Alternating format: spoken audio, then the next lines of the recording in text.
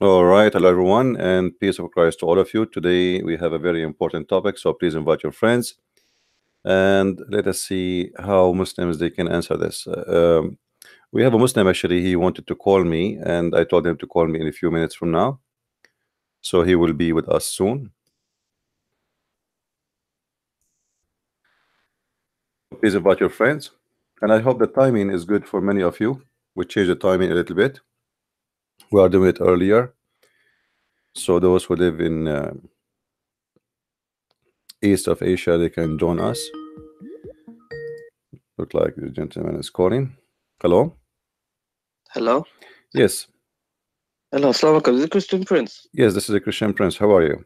Oh, nice to meet you. I'm good. I've been listening to your videos and I've got a question for you, if that's okay. Yeah, no problem. But we have a topic today. Do you want to share with us? Is the topic, what's the topic? It's about your prophet. Okay.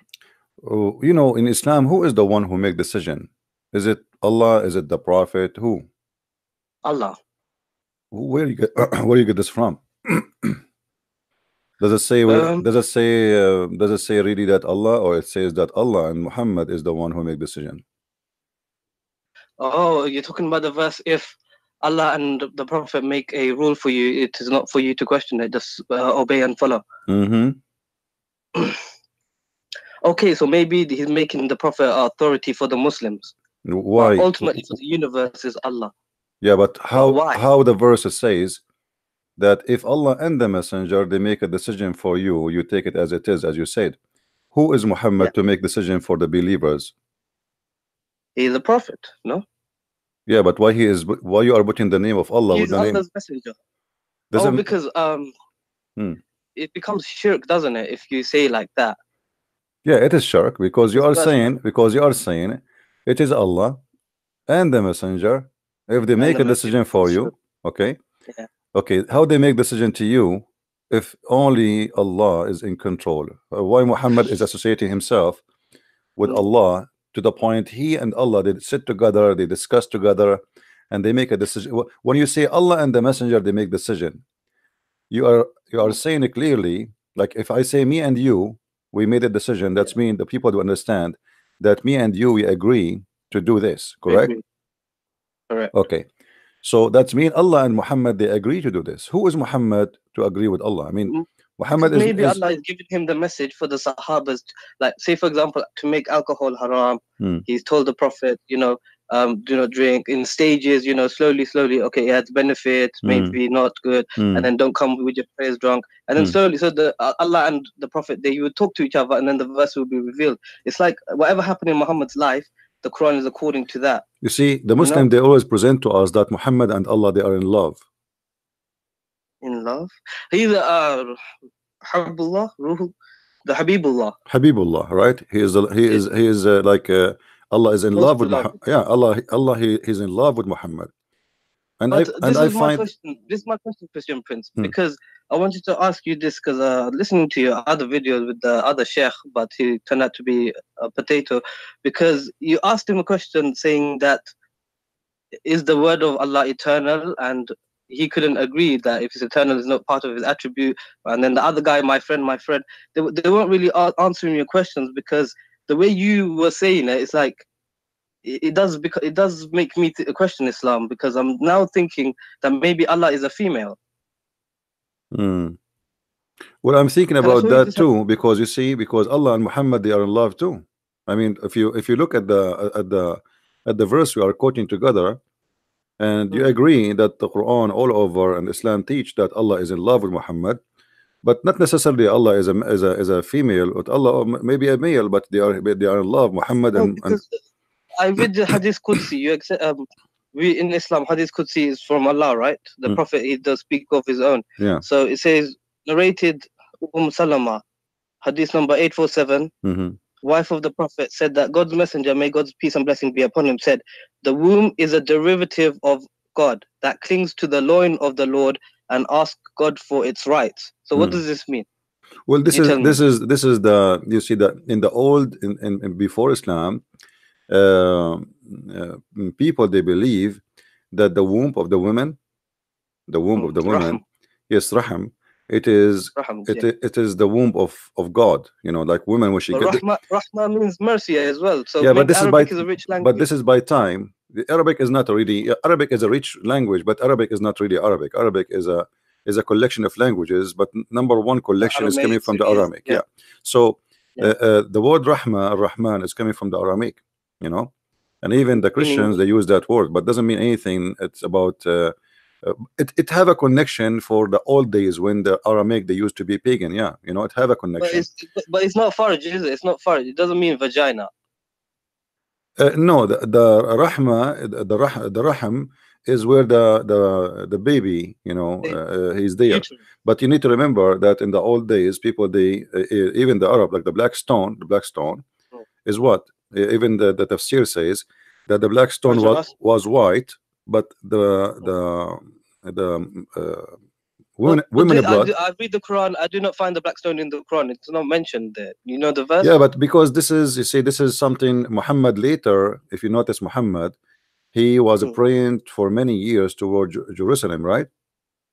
Right. And then when he became victorious, which means at the end he became victorious in Mecca, he changed the direction because it was a necessity of money. You know, Muhammad. Why? What do you mean money? Because to generate income to the Makkah, to the Kaaba. Because the Kaaba became, it's like, imagine if I force everybody to go to Las Vegas today, right? Make money, generate money. Yeah, okay. Yeah. So it's like a pilgrimage became to make money. That's why Saudi Arabia is rich now, because of the pilgrimage. Otherwise, you see, Saudi Arabia for the last 14 centuries, especially let us say after Islam is not powerful and the caliphate, they are not making money from attacking the neighbors. Saudi Arabia, their only one income they have is the Kaaba. Yeah. Because there was no oil. There was no oil. Then after the oil, you know, things that change. But until now, imagine if there's 2 million people, they go during the Hajj time, right? And every one of them, he spend an average of $4,000 to $5,000 between airline ticket, because even the government they make a percentage from this airline.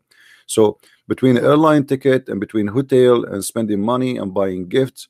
So if we but how do you know these hadiths are real? Because it came 250 years after Imam Bukhari. He didn't even live in Makkah. So how do we know this is authentic? Even the Sahih hadith books. What hadith you're talking about? And any hadith, the whole Sahih. My friend, Bukhari, how we know even the Quran is Sahih? Because the Quran is not the hadith is older than the Quran, in case you do not know. Who wrote the Quran then? There's no Quran. Where is the Quran? Do you know the Quran? Quran, I have it. No, I have the Quran. No, you don't have the Quran. This is the Quran written according to someone recitation of Hafs, but nobody have the book of Hafs. Where is the book of Hafs? Hafs bin Asim? Yeah, where is the book of Hafs? No one has this manuscript. Nobody have a book of Hafs. No, nobody. They have a copy. They have a copy. They have a copy in Egypt. They claim it's 300 years after Muhammad, which mean in the end of the 18th centuries. They have copies in Samarkand, Birmingham manuscripts. What about those? They are different. The Birmingham is one page, you know. I mean, this is not manuscript, and even that one is not the same as the Quran today. But the Quran of Samarkand is big difference between the Quran of Samarkand and the Quran. Even that one is not really that old. Okay, so there's the Quran of hold on. There's the Quran of Sana'a in Yemen. They found it. It's totally different from the Quran which they have it today. But even all of them, they are not old still, but they are different. So if everyone knows this, why people don't leave Islam then? What do you mean? Who said they know? How many Muslims do know what even Islam is about? 99% of Muslims, they do not know what Islam. I will explain to you why. You asked the question. Let me ask me. You asked a question to someone when he came in. He said he's a Muslim, and you asked him, what does it mean to be Muslim? And he couldn't answer, because he told you it means someone to submit to the will of Allah. This is not. Why is this not correct? Because there's the word submit does not exist in Islam. Islam? No, you see, even the word Islam is a theft. Muhammad. Have you ever heard of a guy? His name is Musaylama, the Muslim. They call him Musaylama. But this is not his name. You know, they make fun of him. His name is Muslim. They change his name and they start making fun of him. They say Musaylama. Musaylama in Arabic is like you say a car, a caro, like to make fun of the car, like it's a small car, you know, like you say Rajul Rujail, like to make fun of a man, you know. So you make him like you give him a small name, like a nickname. Yeah, like a nickname to insult. See, so this guy, he claimed to be a prophet. His name is Muslim, and now even in Islamic history books they changed the name, and his and his God, his name is he he called himself Ar-Rahman. If you go, if we go, me and you, if we go right now and we check the following, let us see.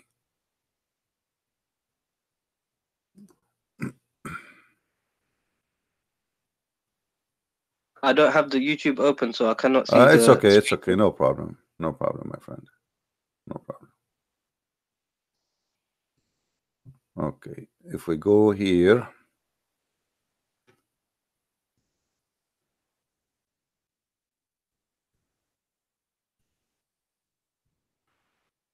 this website is not working. There is a verse in the Quran where it says to Allah all the good names. Have you ever heard of the name of the verse? Yeah. To Allah. Yes, this one. No. All the good names. No. I'm talking about 99 names. They asked Muhammad once he decided to write the word Ar-Rahman. Before that, he never mentioned that word. So they said to him, who is Ar-Rahman? Muhammad, now he have two gods, Allah and Ar-Rahman. So Muhammad, if you go and read the story, you will find that Muhammad, he received a letter from this guy, the one your Muslims call him. Hold on. The one they call him Musaylama. They said to him, what is the name? They said to him, why you are calling your God Ar-Rahman? It says, قل أدعو الله أو أدعو الرحمن أيما تدعو فله الأسماء الحسنى. Say I call him Allah or I call him Rahman, whatever I call him, all the good names belong to him. And this is telling you that Muhammad is a false prophet. Why? Because how? Because simply this is chapter 17 verse 110. So until now Muhammad he never remember that the God name is Ar-Rahman. And now suddenly he said Ar-Rahman. Why? He received a letter from that guy who is his name is Rahman al-Yamama, which you call him Musaylim al-Kadhab, which means Musaylim the liar. Surah 17 Bani Israel, yeah? Surah 17, chapter 17 verse 110. And those who believe not in the hereafter, for whom we have prepared a painful doom. This is Surah 17 verse 110. 110, sorry. Yeah. 110. Say to mankind, call to Allah or call to the beneficent. To whichever you call, it is same. His are the most beautiful names. Okay. And you, Muhammad, be not loud in voice. Here you see if Allah is the name, is if Muhammad, you see Allah is a word mean God. No, Allah is a name. No, it's a name, my friend. It's a name. The word God. Al-Ilah, Allah. No, Al-Ilah, different word. Al-Ilah is an Aramaic word, mean il-lah, which you see like in same in Arabic we say Ar-Rab. The al in Arabic is the, but in the old language, al is a word mean God, and sometimes the word appear in the beginning. Yeah, but el is a word. No, el later became el in the even in ancient Hebrew. In the beginning, like Israel was not Israel, it was Israel. Ishmael was not Ishmael, it was Ishmael. Okay.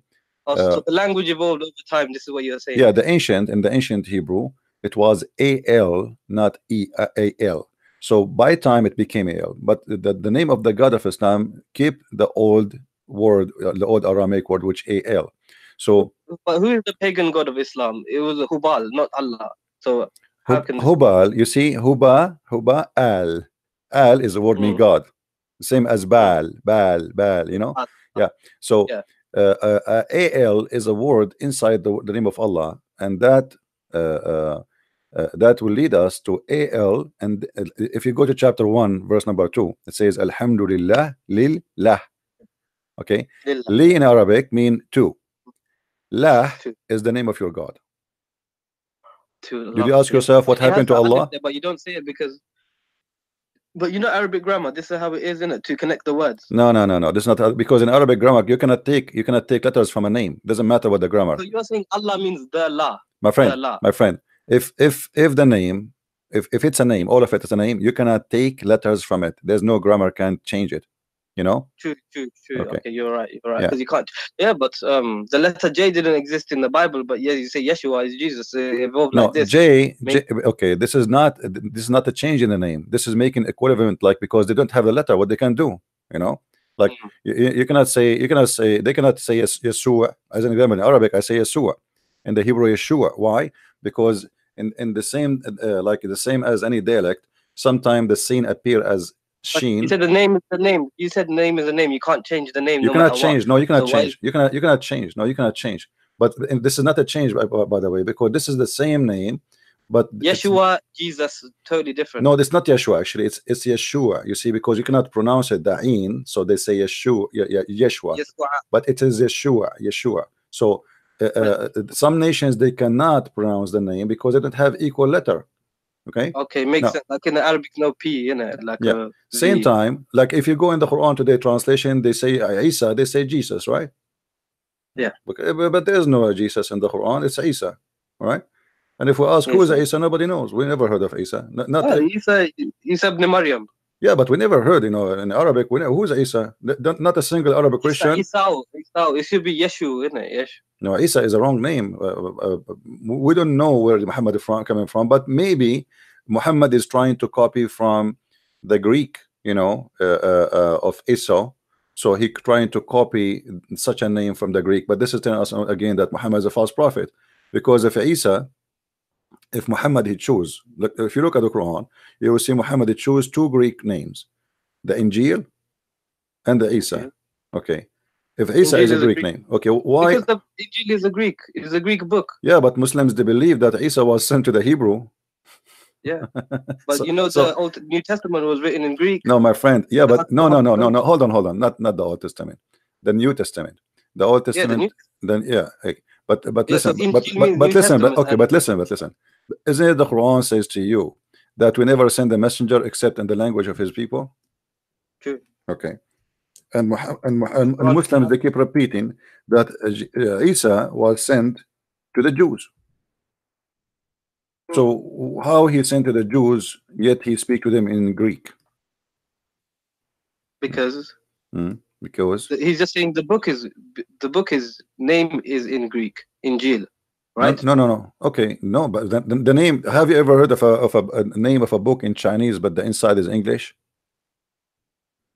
No, but the New Testament was written in Greek. Yeah, that's what I'm saying. That's mean Muhammad. That's mean Muhammad. You are right, but Muhammad, the New Testament, first of all, is written in 3 languages, major 3 languages, and there are other languages. But this is not the question. The question is, if Isa is sent to the Hebrew, why his name? Who is the one who gave the name? The name, is it Allah or Isa? Allah. Isn't it Allah is the one who gave it the name? But Isa is not really his name either. It no. Be Emmanuel. Hold on. Don't mix things around. Focus with me. Who is the one who named the book of Isa Injil? Is it Isa or Allah? Allah. This is his book. Correct? It is the book of Allah, supposedly. Okay. So why Allah he choose a Greek name for a Hebrew messenger? 1 second, Christian Prince. Sorry. Yeah. What? No. I'll come back later. Yeah, I'm busy. I'm having a debate. Yeah. Christian Prince. Oh, what? Are we on YouTube right now? Yeah. Do you hear me? Do you understand what I said? Yeah, I did. But we know that the Bible was written by men inspired by God. So this is what God is saying. It's his book, but he inspired it through the My men. friend, doesn't matter. But doesn't matter. The name Allah book is not according to Islam. There's nothing is called the Bible written by man, inspired by God.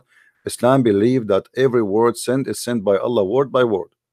They don't believe. No, that's only for the Quran. Only for the Quran we believe this. No. Everything is inspiration from Allah. You can't tell me what the Muslims believe, because this is the belief. Because you do not know what you believe. Since when you know what believe? If I ask you now what Allah means, do you know? Allah is the God. Where you get this from? What do you mean the God? I'm asking you what it means. I'm not asking you the God. I know that this is the name of your God. What the name mean? What the name mean? Yeah. That's what I don't know. See, here we go. So don't tell me that how they teach the Muslims. I don't know. If I ask you what Isa mean, do you know? Isa? Yeah. Harry? What Harry? What? Esau comes from the hairy. What hairy mean? Hairy? You have hair? Hair. You have hair? That's funny. I'm not an Arabic speaker, my friend, so I don't know. Okay, not only you, all the Muslims do not know what Israel mean. They do not know. I'm from What Bangladesh. what but Abraham I went what to Abraham mean? What Abraham mean? They don't know what Jibril mean. They don't know what Israel mean. Or they don't know what Mikael name, because Islam. Abraham means someone. Abraham means like someone who crossed over to the other part. But then God shortened his name. Yeah, Abraham you are means watching Abraham. me. I understand, but this is not in Islam. You learned that from me. Yeah, I did. Okay, so You're the biggest chef. what is the answer in Islam? What is the answer in Islam? There's no answer. So Islam, don't tell me that you want to teach me my religion. Yes, I will teach you religion. Even the Muslims, they do not know. Even the Muslims, look, let me show you how foolish Islam is. Do you know the father of Abraham, what his name in the Quran? Is it Azhar? Azar. Okay. Azar. Terra, the Bible. Azar is a word mean foolish or fool. Yeah. How this has became a name in the Quran for the father of Abraham? Chapter 67, verse number 4. 67. Could you read for me, please? The Muslims, because they don't know what this word means, and including Muhammad, they said, okay, well, this must be the name of the father of Abraham, but Muhammad is copying it from someone else's book. So who did he copy from? He copied from Waraq ibn Nawfal. But how did Waraq ibn Nawfal know all these things? You know, the Waraq ibn Nawfal, even the hadiths confirm that Waraq ibn Nawfal was translating from the Bible, from the Aramaic into the Arabic. And this is but the Quran mentions a lot of things like the gestation period of the baby in the womb. This is why this is why it's stupid. Why is it stupid? Because we will talk about that. No problem. Let's finish this one. Okay. Abraham said to his father Azar. You see, the Muslim, they don't translate the word Azar. Why? Because they think this is a word. It's a name of the father of Abraham. Okay, but this is a word being foolish, and that makes sense. Put it in context. Abraham said to his father, foolish, are you going to worship false gods? Makes sense. Okay, so the idiots in Islam, including Muhammad, I'm not insulting, I'm saying what I believe. He took the word from the book of Waraqa, he put it there. He do not know what Azar mean. He keep it as it is. He thought it's a name. Azar, what does it mean foolish in Arabic? No, it's in Aramaic language. Aramaic language. Yeah, because the Bible because obviously this Waraqa, he learned Aramaic, and he knew but in the Quran, does Allah not say Lughat al-Arabiya, the Quran, in the best Arabic? The Quran have nothing in Arabic. Even the word Quran is not Arabic. There's nothing in Arabic. It's called Quran. This is false word. This not exist. It's citation. Iqra from Iqra. No, Iqra. Even the word Iqra is not Arabic. It's in Aramaic. From qarra wa ra'a. Qarra, it's you say something with your lips. Ra'a is something you see something with your eyes. So qara'a, but there's nothing is called Quran. There's nothing is called Quran. Quran is a wrong word. It's like in Arabic we say akala ya'kulu aklan. You don't say aklanan, So qara'a is the word which is coming from the Aramaic. Yeah, but then Quran is a funny word. At the same time, everything in this religion, as you see, is based on a man who claimed that he and his God, they make decision, and this is shirk. When you accept that Muhammad and Allah, if they make a decision for you Muslims, I mean, if I am a man who is obedience to God and I am just a messenger of God, why I'm putting my name in Quran? Who is the one saying that there? Allah himself, supposedly. Obviously Muhammad is inserting the name of his God next to his name to give himself a holy position. Holy power, yeah, so now whatever Muhammad he say, otherwise who is the one who decide? If we ask any Muslim, who is the one decide? Like I asked you, you said to me Allah. But as you see, it is not for a believing men, and all of it is about sex. If you go and see, it's about sex. All the things Muhammad, he gave himself power right away when its connection with sex. Zainab bint Jahish, Allah, if you search for the word qada, you will find that qada walamma qada minha zaydun wa taran walamma qada, here the same word. وَإِذَا قَضَى اللَّهُ وَرَسُولَهُ اللَّهُ وَرَسُولَهُ, and if the Prophet and Allah and the Messenger, they made a decision, Allah and the Messenger made a decision, how that can be?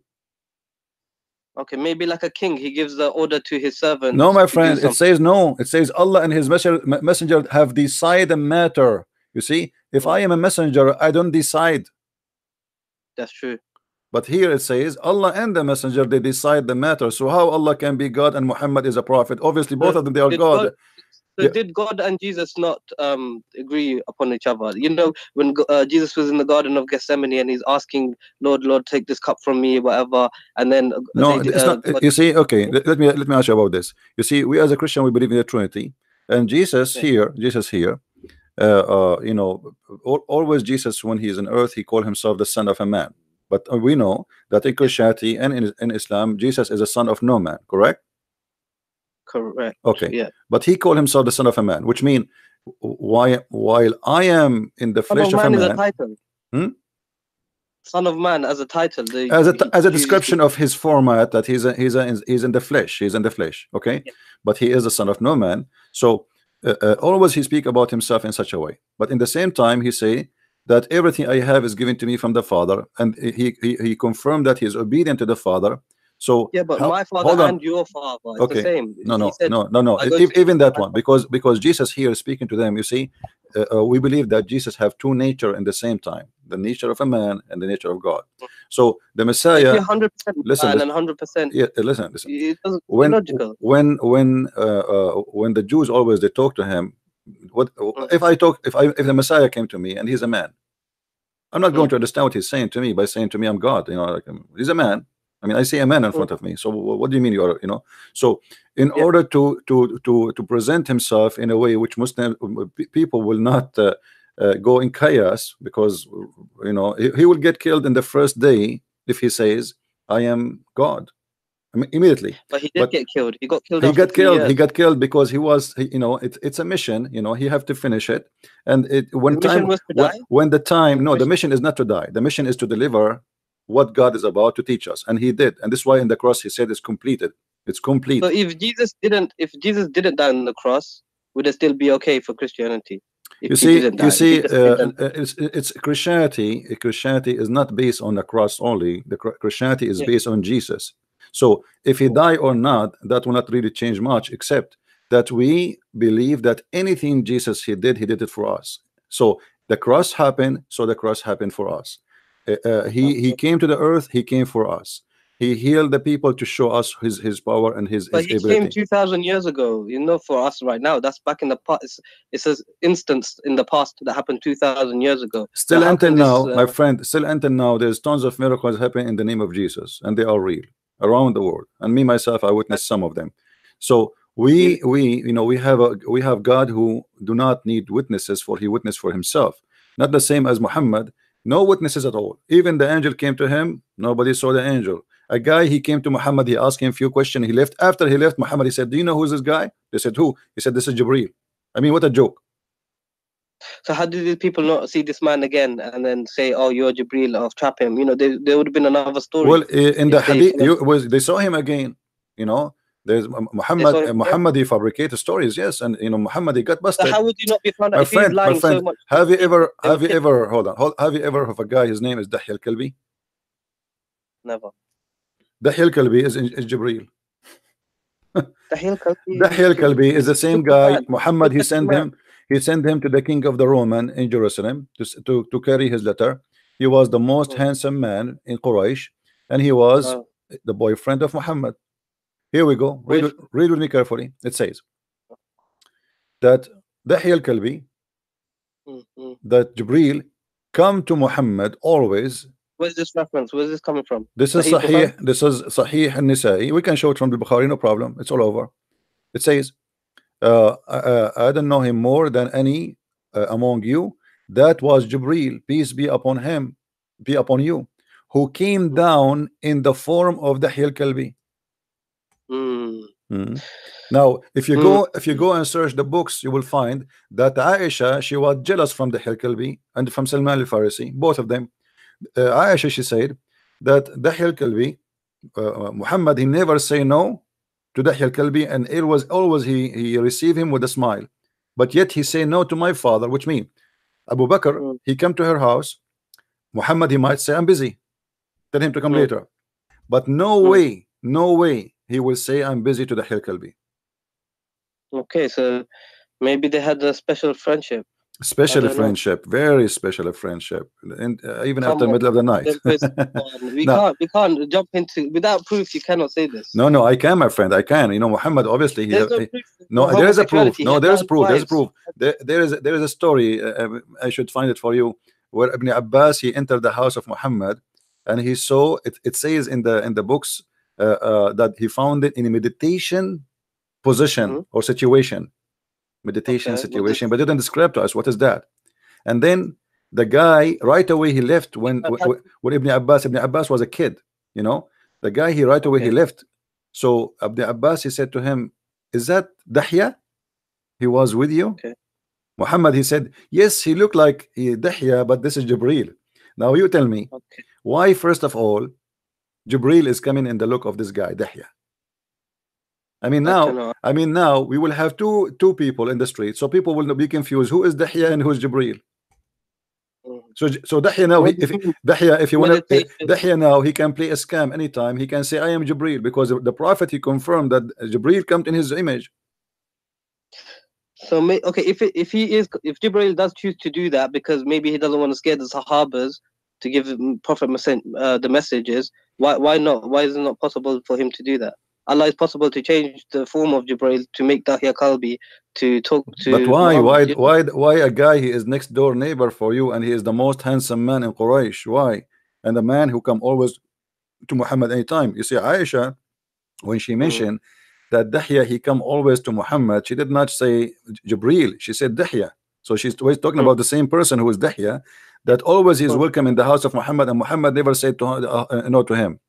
And Aisha is jealous because why this man he have a special treatment? This is Dahya, this is not the angel Jibril now. So Muhammad obviously he wanna give an excuse why this guy he come anytime, why this guy he can be found. Be the one who squeezed him at the cave. The one who what? The one who squeezed him in the cave. Nobody squeezed him in the cave. This is a lie. I mean, the story of the squeeze in the cave. This is the first story of Islam. My friend. Let me ask you. Just to prove easy that the story about Muhammad being squeezed in the cave is a lie. If an angel he wanna tell you read, do he need to squeeze you? Maybe. Why? What the squeezing will do? Maybe like send blood to the brain so he could read. Okay, let us say this is the reason. Jibril is a Dr. Jibril now, so he know what the blood will go where. Okay. Do it in the Dr. Zakir nice way. Hold on. Muhammad he been squeezed 3 times. Did he understand what the angel want? No. He said Iqra. Yeah, but still Muhammad he keeps saying to him Ma ana biqari. He never said I understand. Right? He's squeezing him 3 times. Did Muhammad say now okay I get you I will read what? Let me read? No. Same time the story is stupid. How you say to him Iqra when you are not giving him paper? Because Iqra, you remember it when we speak about the word Quran and Qara? Qara, you have to read, you have to see something, and you have you know, now the Muslim they say Yaqra al-Quran is me recite al-Quran. That's false. There's nothing. No, he was shown something by Jibril, the tablets, Lahu Mahfuz. No. He never give him anything, my friend. I can show you the hadith. There's no such a thing. Show me this hadith. Show me this hadith. Okay. Let us see. You know the tablet, the Quran that we have today. Read with me, my friend. Read with me. The Muslim they fabricate tons of stories to cover the problem of this religion. Read with me here. Okay, this is Sahih. Yeah, this is Sahih. This is Sahih Bukhari. The messenger was in the form of good, righteousness, true dream in his sleep. He never had a dream, but that had come true like a bright daylight. He used to go in seclusion of the cave of Hira, where he used to worship Allah alone. Continuously for many days, nights, he used to take him to the journey, the food for that stay, etc. Okay, and then come back to his wife Khadija and take the food, etc. Okay, till suddenly the truth descended. The truth. Imagine how insulting this is, because if Jibril is the truth, that means he is God, because this is one of the names of Allah, Al-Haq. The truth descended upon him while he was in the cave of Hira. The angel came to him and it asked, my friend, hold on. Let's read together. All right. The angel came to him and asked him to read. Do you see the word read? I don't know if you can see the screen. He said to him, read. Yeah. The prophet replied, I do not know how to read.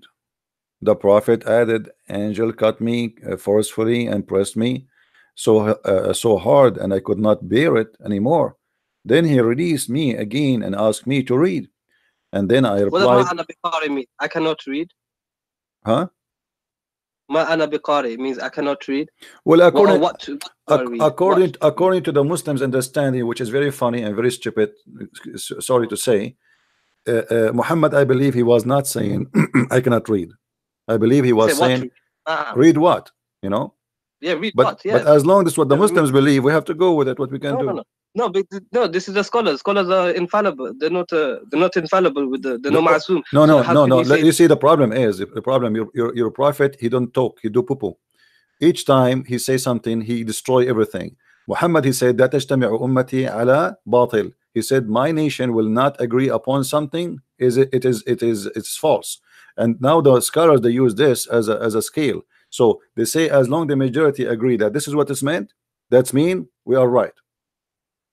That's it. You know. So Muhammad. So if everyone tomorrow, no, this is not right. This is ijma of the scholars. This is not right. No, he said that, my friend. Let me show you the hadith. You know, you have no idea what I'm talking about. No, I believe the hadith. I believe the hadith. Yeah. But how they interpret it is up to you. You know. No, there's no. They are right. You know, if he is a true prophet, their interpretation is right. So my nation, they will not agree upon something is false. You know. Here we go. Read it. You see, this is a hadith. Every Muslim believe in it, and it's a confirmed by all of them, and they use it as a scale for anything they do. All right. So my nation will not agree about something. They will not unite. They will not agree about something misguided or or wrong. So now they will see, okay, as long as the majority they agree with this, that's mean here we go. The prophet, he gave us the scale how we can make a decision. As long as the majority agree, it must be right, because this is inspiration from Allah. Now, if we go back to the story where Muhammad being squeezed 3 times, regardless if it is he's saying to him read, and Muhammad says I cannot read, or he's saying to him read what, still the story is stupid, because if the angel saying to him read and Muhammad saying read what, I mean, why the angel squeezing him and repeating the same thing? I just told you read what. Tell me what read what. Okay. That's it. Okay. You know what I mean? So maybe something happened in the cave we do not know. What happened? He lost his mind. My friend, come on. This is a story. Supposedly this is a godly story. I mean, this is the first day the inspiration coming to Muhammad. This is a big day. And look how silly and look how stupid. So he squeezed him 3 times, and the question now, why 3 times? The Christian believe in a Trinity. Why everything in Muhammad life is 3 times?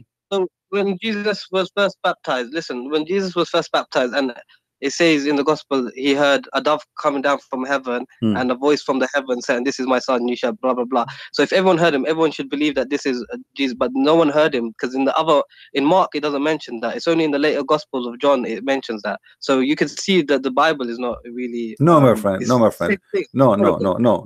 friend. You see, the Bible is written by four writers, and everyone, we do not need to repeat the same story exactly the same, because if we do, then there's no point of having 4 books. There's no point. If I am letter by letter the same. As an example, let us say I was in the front of the cross. You will see that this disciple, they report what been said, and what been said based in what they knew. So this person, he said, the Roman he said this, they thought that Jesus saying Elijah, you know, Jesus was saying Eli Eli. So they are reporting what people heard, what people they thought, what people etc. So this could be misinformation. No, this is not misinformation. This is true. This is what happened. So if I was there, according to them, according to their eyewitness. Yeah, but this is they are reporting what they thought it's hadith. It's hadith, the gospel, the full gospel. But this hadith, my friend, is coming from Muhammad. This is not from someone else. Muhammad, he went back, he told Khadija told us, and told Muhammad himself, he told everybody. So this is what Muhammad he witnessed for himself. There is no witnesses there. There's no four witnesses. There's no Luke. There's no Mark. There's no John. There's nobody. So wasn't he known as trustworthy, Al-Amin? Sorry, Of the Prophet, he was known as Al-Amin. what is Amin about him? Do you know what Al-Amin mean? Truthful one. How he can be truthful, but he went to the house of Zainab and he flirted with her because he saw her and then he said, "My heart flips for you." Yeah. Allah, so is that a trustworthy? Al-Amin does not mean by the truthful. It means the trustworthy. Okay. Trustworthy. Okay. So if a man, if your father, with my respect, your family, came to your house and he flirted with your wife when you are not home, is that a trustworthy for you? Oh no. Oh, this is what Muhammad is about. So how is it trustworthy? What kind of ethic? I mean, even a bad person, would not do that. I mean, even a bad, you know. But my friend, in the Quran it says, the Quran, like when Zayd wanted to divorce her. No, you see the same verse I'm showing you. Actually, this is about the same story. Muhammad, you see, let me show you the conspiracy of Muhammad. How bad this man is. When Muhammad, he wanted Zainab to be in the house of this man so he can get into her. He's not, you know, he don't want to marry her. His own cousin sister. Listen. My friend, listen. Muhammad, he wanted to marry Zainab to Zayd, and he did. Yes. And later we find that Muhammad, he go to the house when the husband is not there. Yes. Isn't it obvious that he did marry her so he can sleep with her? Why did he just marry her then? Because obviously there is a reason. Obviously there is a reason. We do not know what the real reason, but obviously Muhammad, he worked hard to get this man married from this woman. And he even make it as a decision from Allah. That's it. Don't discuss. Okay, so I am making a decision and Allah make a decision, and later we find, you see, if Muhammad did marry this woman to this person and Muhammad never do something wrong with it, okay, we'll say, okay, this is his son and this is the father, he decided to marry this woman to him. That's wonderful. But we notice now that Muhammad, he have no ethic and he have no problem. I asked the question to my father. He said because Allah wanted to show that it's okay to marry your adopted son's wife, but then later on in the verse he like cancelled out adoption. So I don't know if that'll make sense. You see, hold on. If Allah want you to marry this woman, if you notice with me, all Muhammad, he claimed that Allah, it's here قَضَى اللَّهُ وَرَسُولَهُ, Allah and the messenger, they decide the matter. That's it. Okay, so we marry Zainab to this man. Then right away, verses after, Allah, it says the word قضى ولما قضى زيد منها وترى, when even the sentence is disgusting, when Zayd, because what قضى منها وترى, which means he have enough of having enjoying her, you know, I mean, it's disgusting. It's a filthy way. قضى منها وترى. You see, the water, you take water, you say, like when you have a sheep, you know, you take a bite and you eat from it, you know. So he ate enough. Huh? You take a bite from a shit? No, a sheep. So like if you are eating, you know, so you take your share of her.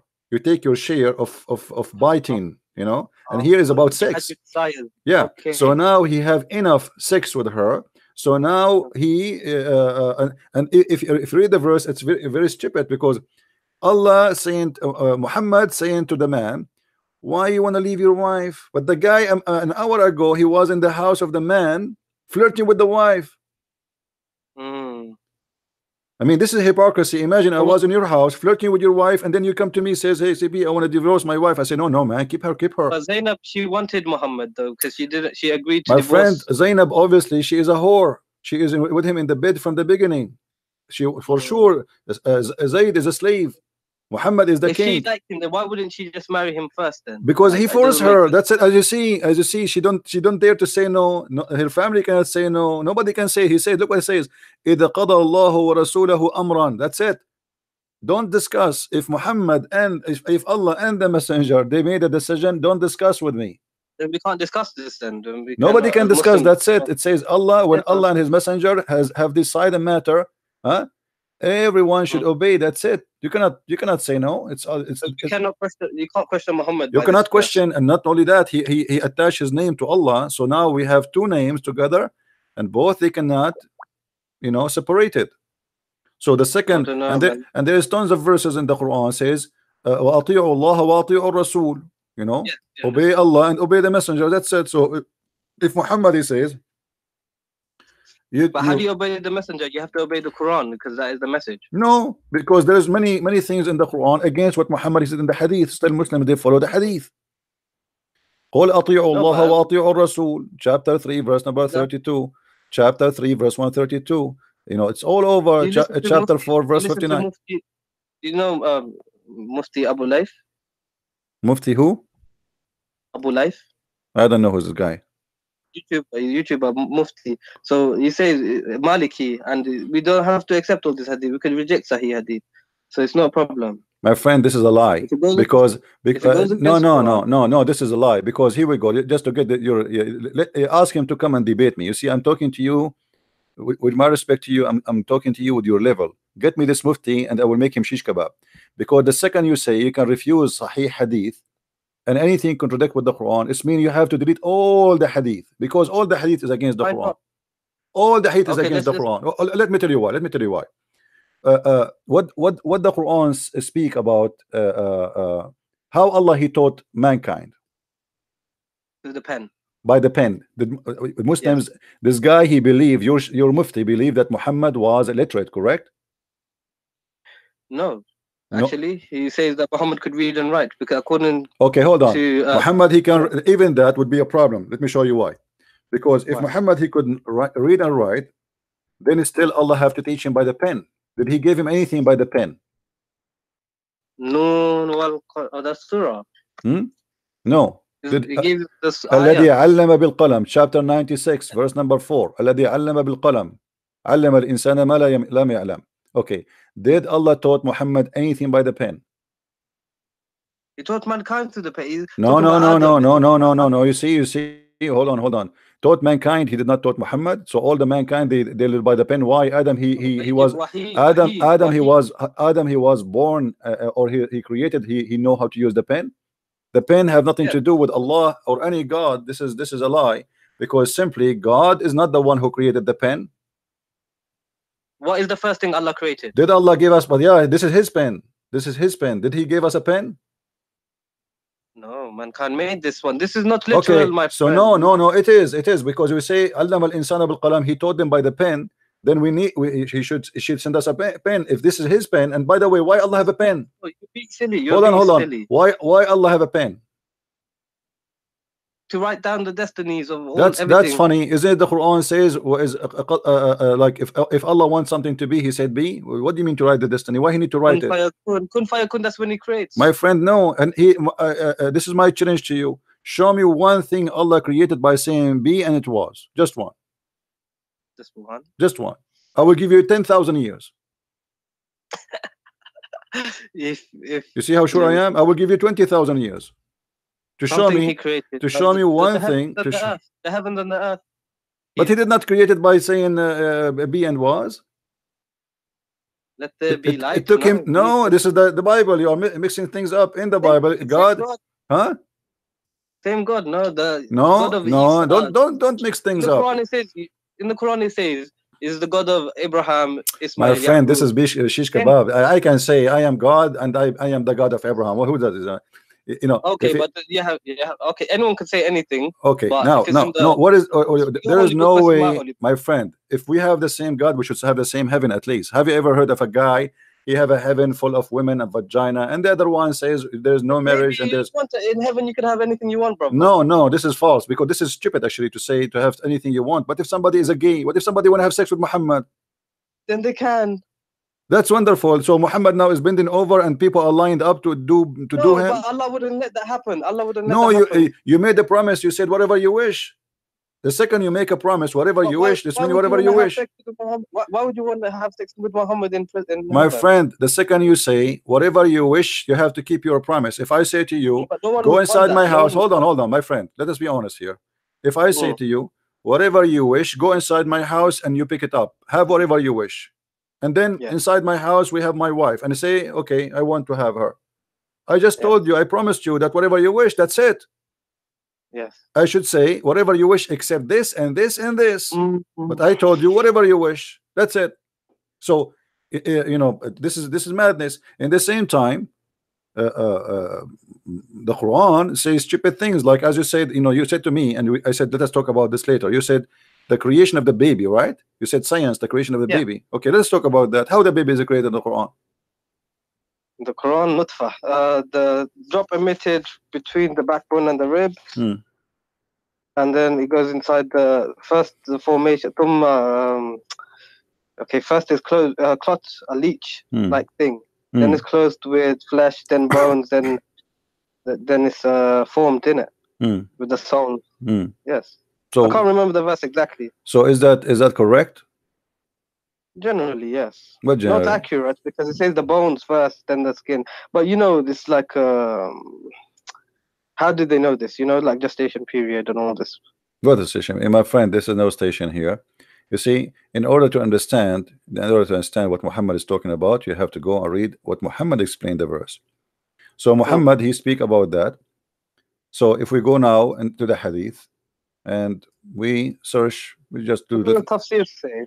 Go tafsir. No, the tafsir is based on the tafsir at the end of the day is based on one of two things. If there is no hadith, they try to make their own effort to explain it. If there's a hadith, they have to go by the hadith, because that's it. If Muhammad he spoke about it, that's it. It's over. So now, why is it da'if? Why is da'if hadith? Then you still accept? There's nothing is called da'if hadith in Islam. This is a new fabrication in the religion. When the the Muslim, they became under a lot of threat and attacks by us, exposing Islam. So this is why tafsirs exist. If you remember, I have debating Dr. Ruhi, and you told me you were watching. Ruhi, yes. Dr. Ruhi said tafsir exist to fix a problem. Yeah. Okay. What is the problem? That Arab Christians, they expose Islam. So the Muslims, they make tafsir not to explain the Quran, to defend Islam. This is why you see all the tafsir is have a one target, is to defend Islam, fabricating lies about what Muhammad and what happened. But even though after all the defense they did, they failed. Read with me. This is your prophet saying. Prophet said, at every womb, Allah appoint an angel. Here we go. Inside the womb, there's an angel. Okay, carry on. And then he said, oh Lord, drop of semen. Oh Lord, a clot. Oh Lord, a little lump of flesh. Then Allah wishes to complete its creation, and then the angel asks, oh Lord, will be male or female? A watch or a blast, how much he will be, his provision will be, yes, and will be his age. Okay, look at this madness here. Okay, it's destiny. It's saying your destiny. The angel is my friend, the male and the female is decided already. That the sperm, the semen, it has that already. It's not something at the end happen, male or female. Secondly, when he say a clot, did you see the word a clot? Yes. Do you know what a clot mean? Yeah, blood clot, like a congealed flesh. Right. So it's a dead blood. And the body, the human being will actually, this is one of the dangerous things in the human being life. If you have a congealed blood inside your vein, correct? Because you will have heart attack. Yeah. So how he says such a thing? So everything here is wrong. You see, he starts saying the drop of semen. First of all, the human being is not created from a drop of semen, one semen. The drop of semen is millions, billions of semen. No, but like it's just speaking generally, because the Arab. No, this is not generally. Muhammad is giving you, my friend. My friend, the Quran speak clearly how Allah created the baby. He said the word clot. Did he? Yes. Okay, so that's it. We cannot. Is there a word for microscopic in Arabic? No, what microscopic? Then what do you want Allah to say? Microscopic, one semen, No, no. You see, clot in Arabic. In Arabic, a clot is a dead blood. It is dead blood. How you say that? It's not about science now. It's something we know. If you cut yourself and you have a blood in the top of your skin when it's go dry, which is to protect you, right? Yes, okay. Yes. That is what he's talking about. Alaqa. It's stuck in your yeah. Alaqa, a clinging thing. It means something that. No, clings, it's not a clinging thing. This is a lie. You see, in one of the translation they say that this is not. You see, alaqa. The Muslim they try to. Telling me that all the Muslim translations are lying to me. All of them they are lying, because we can go to the Arabic. Because we can go to the Arabic and see the interpretation, and you will see none of them agree with that. It's a bullshit. Excuse my language. It's a garbage. Okay. Shame on them to try to change it, because not even one Muslim scholar agree that this is mean alaqa as they claim. Did you remember the hadith I showed you, that there is no way my nation will agree about one thing is misguided? Okay, all the Muslim scholars agree that I could not find one, just one, who claimed that the word alaqa is about the leech. They say the leech, not even one. Zakir Naik say this. What's Zakir Naik? Zakir Naik is a potato. Zakir Naik, they ask him why a woman, she cannot be a prophet in Islam. He said because of her ass. I mean, this is a prophet. What do you mean? Huh? What do you mean? Go and search the video. Go and search the video. He said, they asked him, a woman, she asked him, why there is no woman, she is a prophet in Islam. He said, brother Titter, if a Muslim woman, he became a prophet. They have to lead the congregation. And if you lead the congregation, they have to do al-wudu. And if you do that, you have to bend over. And that would disturb the believer. What the heck? What the? Her ass is the reason it would disturb if she is bending over. I mean, the whole Muslims, they will forget about Allah now. They will focus in the ass of a beautiful woman. This is a scholar. This is stupid, you know. Zakir Naik, they ask him about the hur. You remember? You can search the video. They ask him why women she don't get hur, a man he get hur. He said women does. He said the women do. He said what? Maybe. He said, yeah. He said hur is a plural word. But the Quran said that those are the hur, they never have, nobody have intercourse with them and nobody broke their hymen. This guy is a stupid idiot.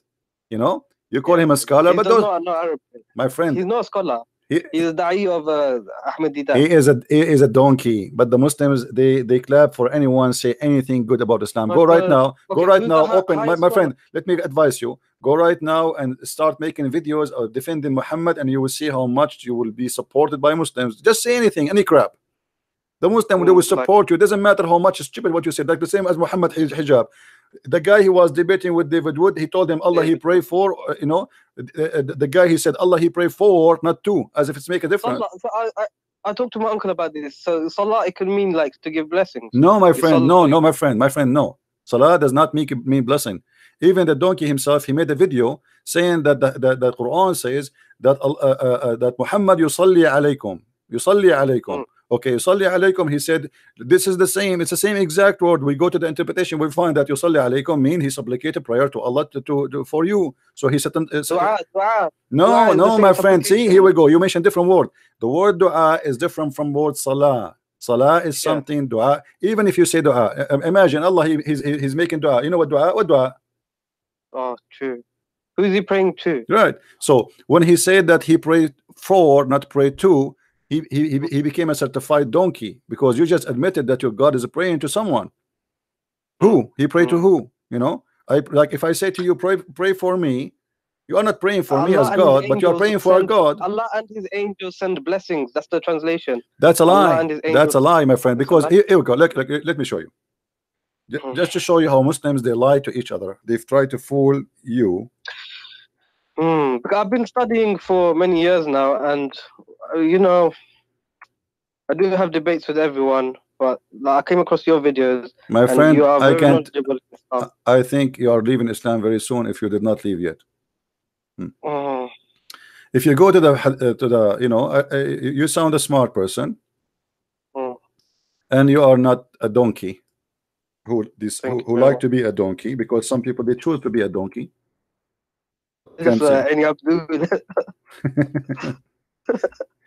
me show you, my friend. When the Muslims, they say that that the word yusallun means sending blessing, let us analyze together. This is the Quran. I will put it in the screen. Okay, this is the false translation made by Muslims, but let us study this and look together at this false translation. Okay, wait for me. Let us zoom in more. Give me a second.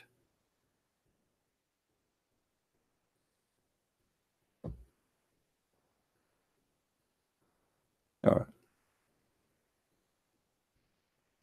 Allah and his angels send the blessing on the prophet. How stupid that a statement can be more than following. Read with me carefully and use your brain, please.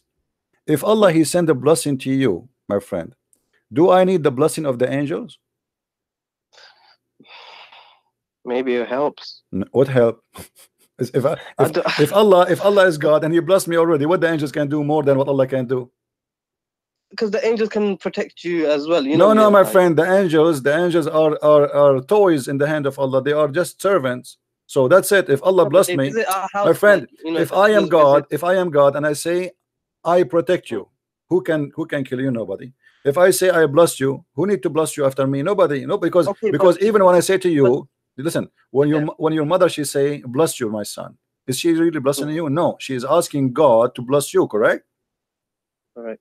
No, there's no man can bless anyone, and there's no angel can bless I think me. if I say no, but if I am the general of an army and I say I'm going to protect you, and I don't have to take the bullet for you, but my soldiers can.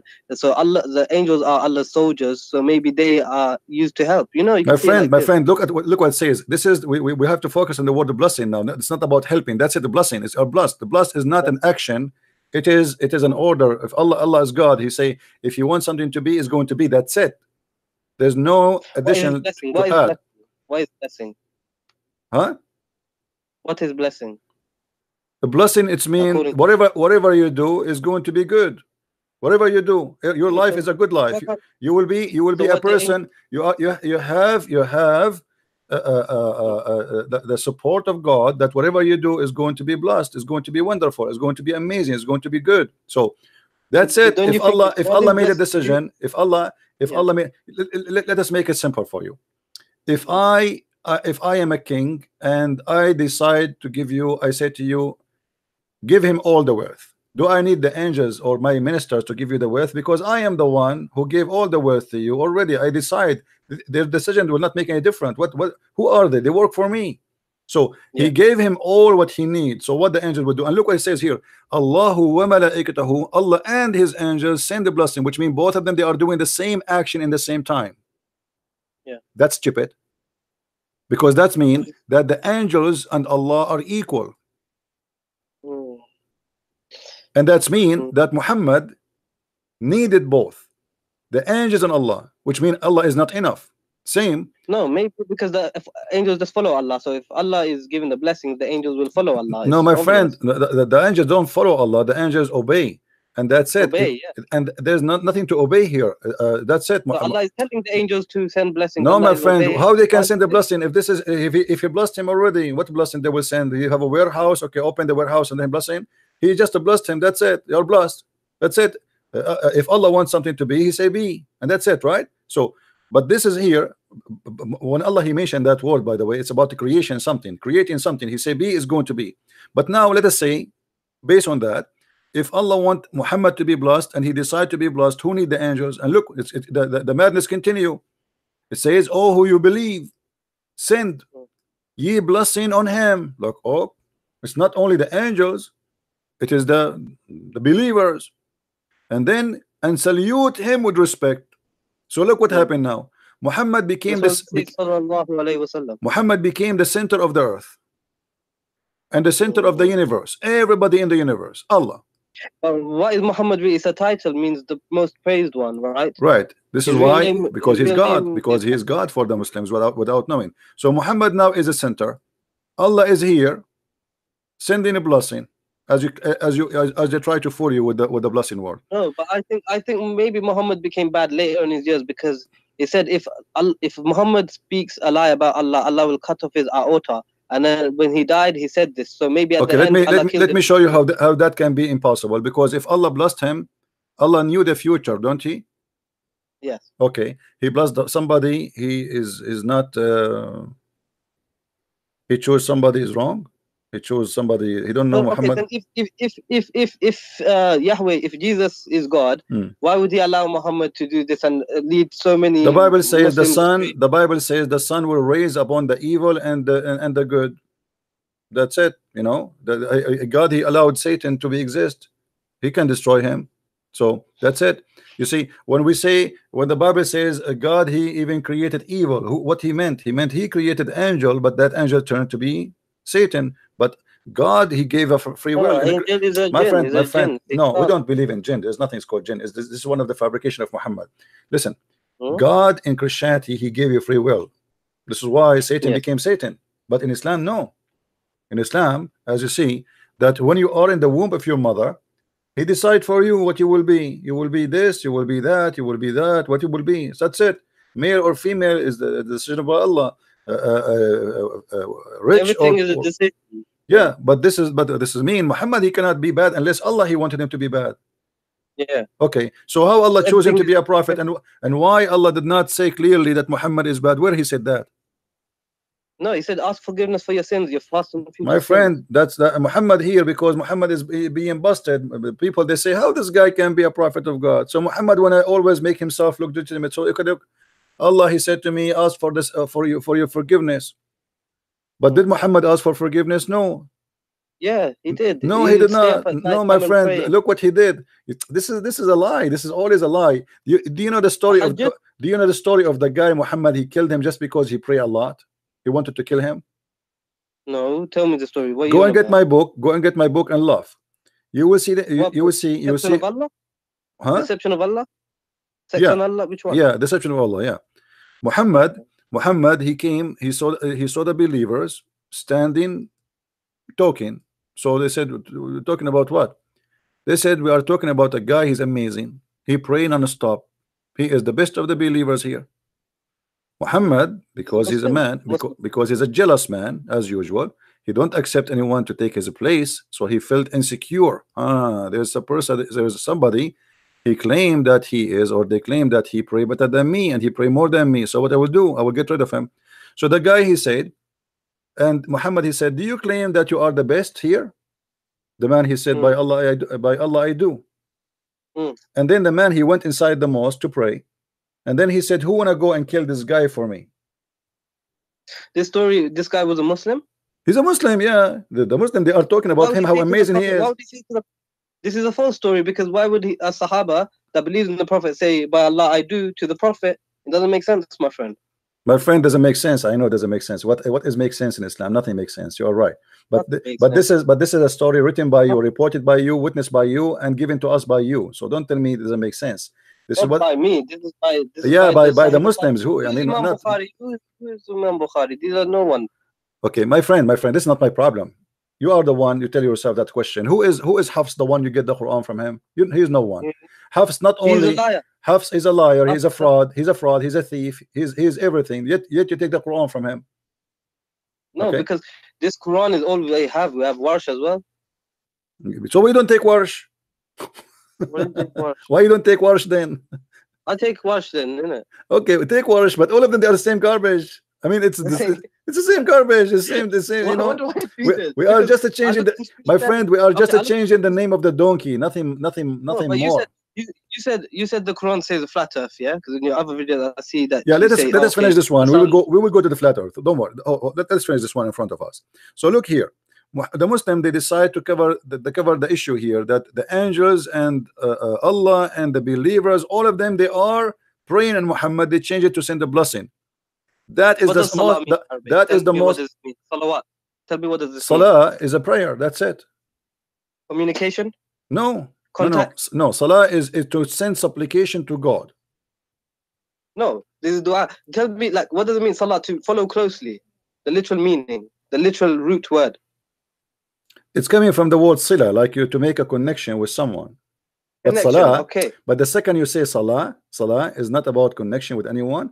It's about praying to God. As simple as that. Sorry, this is why in the Quran. I'm going to use the passes. This is why in the Quran. Christian Prince. I don't want to be rude. I'm just going to use the toilet 2 minutes. I will be back. Okay. All right. Don't forget to make the prayer. The Prophet, he said, otherwise Shaitan will play with your anus. Remember that. Right. Yeah, because if you don't do it, my friend, you will stay there for 10 hours, as the Prophet said. Go ahead. All right.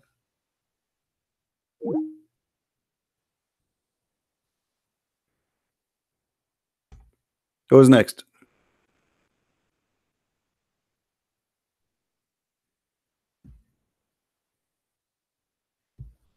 Are you enjoying your time, guys? This guy will not stay long as a Muslim. You will see. He's in the way out. Yeah, that's what their prophet said to them. You know, crazy. A'udhu billahi min al-khubthi wal khaba'ith. If you don't say that prayer, this guy, he finished right away. Man, that was fast. Hello? Hello? You finished that fast?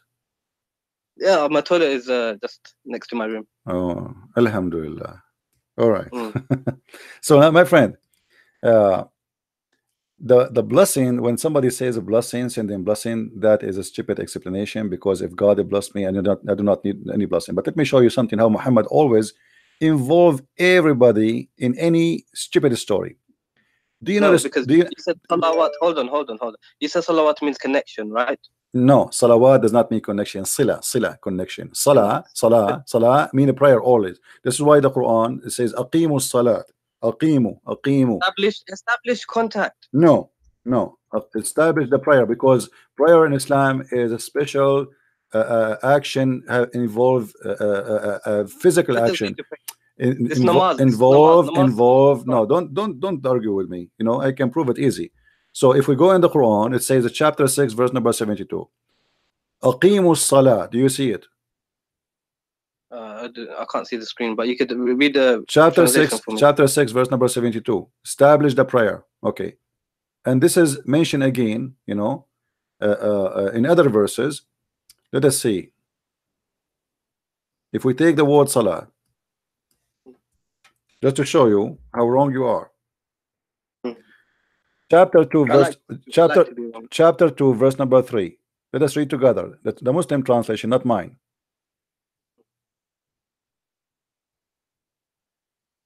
Who believe in the unseen, are steadfast in a prayer. You see, in a prayer. This is what salat mean. You can go and you will find. This is the Muslim translation. My friend, I don't need translation. I'm reading for you. What translation you like? No, because you don't agree with the Muslim translation. My friend, I don't agree. That's why I can read, because I read in Arabic. But for you, do you know Arabic? No, you know Arabic, so you translate to me. I translate for you. وَيُقِيمُونَ الصَّلَاةَ. Establish the prayer. The prayer is not a dua, is not tasbih, is not just saying a few words. You have to do certain things. See, the Quran mentioning the word salah in a specific way. So when we say, how do you do salah? How do we do salah? You have to stand in a certain way. You have to do ablution before that. You have to say certain words. You have to repeat Muhammad words. You have to do exactly that. Is salah. Anything else is not salah. Anything else is dua. Is you know, asking God for your own favor or whatever. But the Quran doesn't mention how to pray salah. It just gives like, okay, stand, bow, prostrate, and lie down. No one lies down. My friend, this is not the problem. The problem is the word salah. The word salah always come as what we said. Establishing prayer. Anything else is not salat. Anything else is not salah. It can be tasbih, praise be to Allah. Dua, supplicate your own request, your own. You can say whatever you want. That's not salat. Salat is only you. Salah is namaz. This is what you're saying, yeah? Salah is what? Namaz. What do you mean namaz? What does that mean? Namaz. Salah. You know, we go to the mosque, pray Friday Jummah, like this. Not necessarily. You can do it at home, but you have to do it in a certain way. You have to, you know, to do ablution, and then you do salat. Whatever Muhammad he taught you to do. Anything else is not salah. Okay, so you're talking about. So Allah does salah. You're telling me Allah does, and His angels do salah. Allah, He did salah. Absolutely. Allah did salah. You see, Allah. Read with me. Chapter 2, verse number 83. Allah, He ordered the Bani of Israel, the children of Israel, وَأَقِيمُوا الصَّلَاةَ وَآتُوا الزَّكَاةَ. You see, those are obligation. Dua is not obligation. Salah and give charity. Yes. Yeah, this is obligation. So what is obligation in Islam? Is to do salah. This is fard. The rest is not fard. Yes. Dua is not fard, you know. Yes. But salat is a fard. That's it. And when the second we say salat, you are the one who told me Arabic is a rich language, correct? So there's many words for the word blessing. Yes. Barakah. So there is no need to use the word salah. Obviously, he's speaking about salah. That's it. Allah did not speak. So Allah is doing salah. Allah is doing salah. Muhammad is doing salah. The Muslim doing salah. The angels doing salah. Everybody doing salah. And Muhammad hijab, he says, Allah he pray for, not pray to. Suppose he's smart. Now, yes. Now, after he needed to clarify this, he did already. He made a video to fix this guy. He tried to fix it. He made it blind. You know. So he made a video. They will never get close to me. I see Speaker's Corner are very like. So I watch all of these guys and like Ali Dawa, I don't like him. He's a kid. My friend, Muhammad is a very intelligent guy. I thought he was made very good. He is not. No, he's an idiot. Actually, he you know, this guy is a shame for the Muslims, and I'm glad that he did that debate. Okay, I see David Wood on YouTube. Why he doesn't attack Islam when they're debating? He was like a little mouse. Like David Wood was a my friend. I don't wanna talk about David Wood. He did what David Wood. He asked him many. Listen. David Wood. He asked him many serious questions. I agree. David Wood, he did not do a good job to put him in the corner to like he get a chance to destroy him immediately. But he's not a debater. David Wood is not a debater, and he is not. Yes, he is. No, he's not. He's not. No, you see, the second you see somebody keep reading from the computer, always he is not a debater. He have something written in front of him, and he is reading from the computer. I don't mind to read from the computer to remember not to make mistake about a number or something. No problem, but not to keep reading and looking. So he's not a debater. You have the knowledge. And no, you have knowledge. He have, and he don't. He have. This is why they debate him too. He have a knowledge, but his knowledge is limited. At least. Christian Prince, why do you not go to debate? Listen. I am here, and here we go. I allowed anyone to call me, including you. With my respect to you, anyone can call me. Did I say no to you? No. Did I ask you who are you? No. You might be a big sheikh. You might be nothing. Who care? I mean, I don't care. So I am welcoming anyone to call me, and I'm almost every day here. Why they don't call me? So with the Muslims, they choose someone who don't speak Arabic in purpose, who have limited knowledge in Islam, so he will do the minimum damage. And the second he says something, they start making fun of him because he don't speak Arabic. Yeah, right. Yeah, that's true. And then that stupid idiot Hijab, he said to David Wood, like you do not know Hebrew, you do not know Arabic, as if he knew Hebrew. And then he said, Emmanuel mean God is with us, which is stupid. Everybody was laughing. So it does mean that. It does not mean that, absolutely. Sorry, I said Elijah. He said Elijah is the same as he said Elijah is the same as Emmanuel. So he said Elijah mean God is with us, and this is stupid of him to say.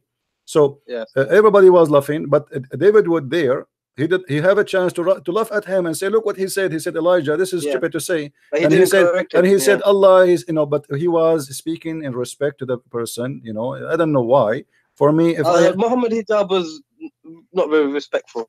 He was very rude. He was trying to be comedian. He avoided answering any question.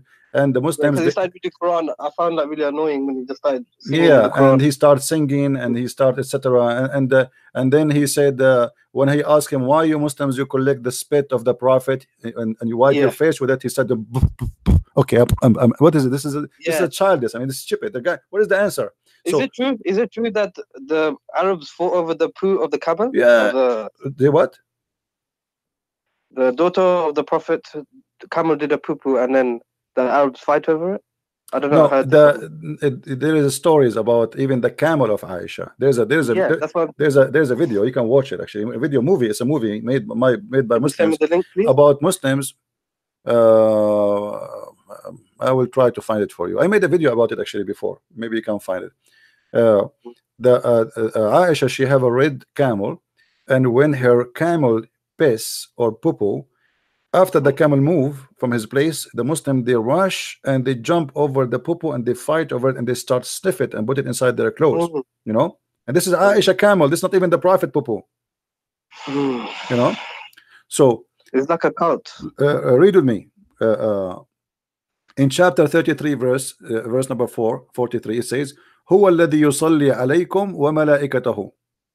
Okay. Huwa alladhi yusalli alaykum wa malaikatahu. What does that mean? It is him who pray on you and his angels to do what? Read with me carefully. It says, "Liyukhrijakum min az-zulumat." This is stupid because look at this. If this word means blessing, I will go with the Muslim translation just to show you how stupid when they try to defend Islam, how they mess it up. If we go here,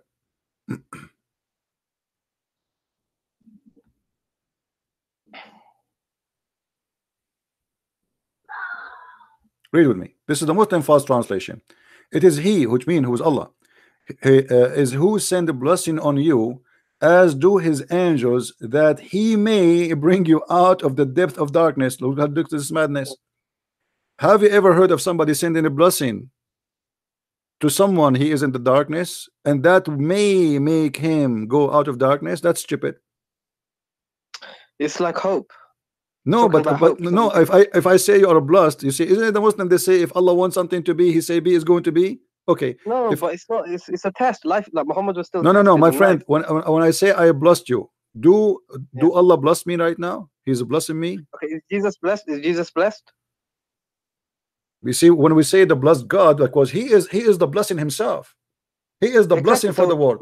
You see, he is the blessing. He is the blessing of the world. He is not about being blessed. He is the blessing. You see, Jesus is different from anyone. Let me explain to you.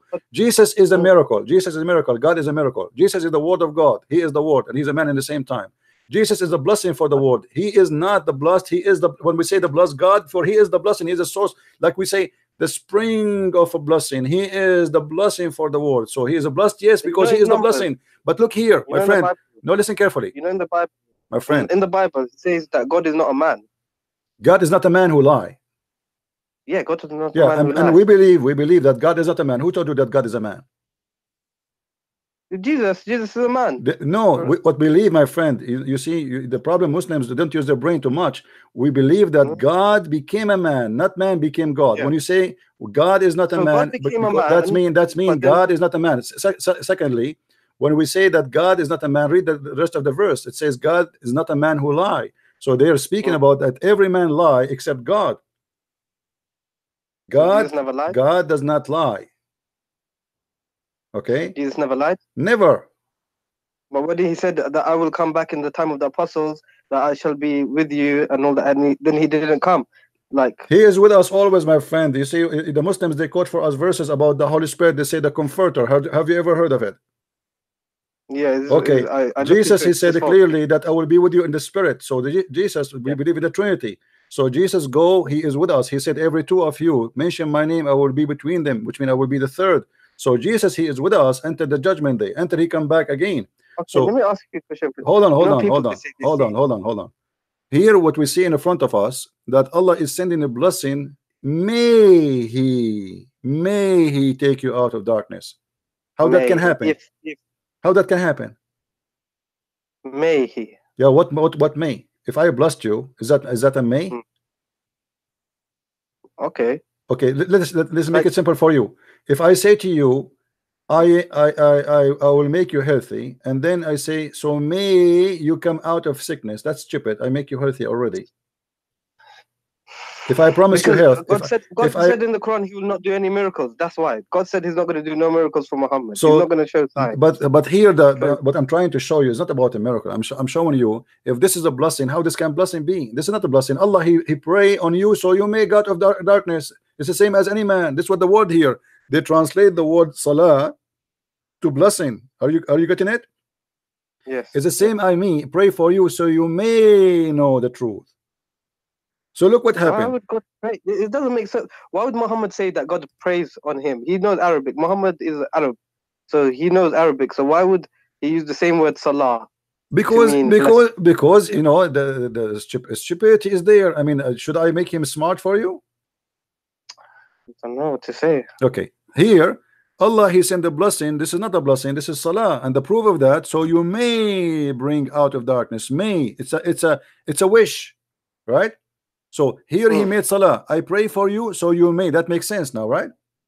Yeah. Okay, now we continue. If we go in the Quran in different places, just to show you that you are talking about things does not make sense. I mean, what is in Islam makes sense? If we go in the Quran, huh? No, carry on. Okay, if we go in the Quran from the beginning of the Quran, what the first verse in the Quran? Surah Fatiha. What it says? What it says? When you open the book, you mean the physical book? Yeah. Surah Fatiha. Alhamdulillahi Rabbil Alameen. No, start from the first verse. Bismillahir Rahmanir Rahim. Okay, who is the one who's talking? In the name of Allah. Okay, how Allah is talking, yet he says in the name of Allah. No, Bismillah is not part of the Quran. It is what we say. We say this. This is for the Muslims to say. No, my friend. No, my friend. This is Allah talking, my friend. This is Allah talking. He did not say. No, you see in the Quran. When Allah he wanted to say, he say qul. I can show you tons places. Okay, here he did not say qul. This is why you see. Surah Fatiha is a dua. Surah Fatiha is not part of the Quran. This is why you see some writers of the Quran, they refuse to add this chapter in the Quran because this was a prayer made by Muhammad. Ibn Mas'ud said, yeah, this Ibn is not Mas'ud, he Quran. refused to add it. Why? Muhammad here is trying to copy the prayer of Jesus, where he told, when they asked him, Jesus, how we pray? He said, our Father art of heaven. And you will notice here with me, there's a lot on here is trying to say the same. And then he says, praise be to Allah, the sustainer of the world, most gracious, most merciful. Well, you just said that here. Why you are repeating the same thing again? That's silly. Then he says, master of judgment day, thee do we worship and thin aid we seek. Why Allah want to say such a thing? This is just a prayer. We know this. It's just Muhammad. You see? Okay, how we go? Okay, you just say this is a prayer, right? Yeah. Okay, how you know it's a prayer? Because it's a wish. It's a wish, right? It's a wish, yeah. It's a wish. Isn't it the same as the verse I showed you previously? May you go out of darkness. Yeah, but in the Quran it says, Rabbana atina it teaches us dua. No problem. No. That is dua. No problem. But the one is talking here is who? Is Allah. Allah is speaking about his action. Allah in the verse before this one I showed you, Allah is speaking about his action. My friend. No. When I said to you, Huwa alladhi yusalli alaykum wa malaikatuhu, chapter 33, verse number 43. Yeah. It is he who pray on you and his angels, so you may get out of your darkness. You remember? Yeah. So here we go. The salah. I said to you, how do you know that this is salah? Because it's a wish. It's a wish. Yes. It's a wish. Yeah. Okay. If Allah is God, He don't make a wish. He say be is going to be. That's it. So this is obviously is a salah. Now, if we go in the Quran and we try to find how Muhammad present his God for us, how Allah this God he function. Can you find any place for me to explain to me how does God function based on the Quran? What do you mean? Well, what do you mean how does God function? How he function? I mean, how he understand things. If we go to the creation of the Quran as an example, creation of the earth and the heaven. Do you not reflect? He tells you to be logical. Quran is very logical. Logical? Okay, name for me one thing is logical in the Quran. Go ahead. One thing that's logical. Just one. A challenge between me and you. Just one thing is logical. Like do not eat pork. Do not eat pork. Okay, let me show you how stupid that is. Why? Because if you say to somebody don't eat pork, you should explain why. وَإِنَّمَا حُرِّمَتْ عَلَيْكُمُ الْمَيِّتَ وَالدَّمُ وَلَحْمُ الْخِنْزِيرِ. Why? Chapter 2 verse 173. You said you are the one who said it is logical, right? Okay, what is the logic of saying to me don't eat pork without telling me why? But you must believe Allah. He knows for you what is good. What he knows? He knows nothing. He knows nothing. He knows nothing. We can prove it easy. No, he knows nothing. No, my friend. Let me show you how funny the logic of Allah. If we go in the Quran, in the beginning of the Quran, we will find this.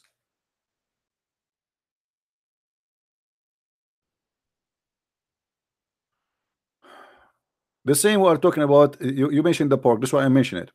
حرمت عليكم الميت والدم ولحم الخنزير. Chapter 5 verse number 3. Laugh with me. Okay.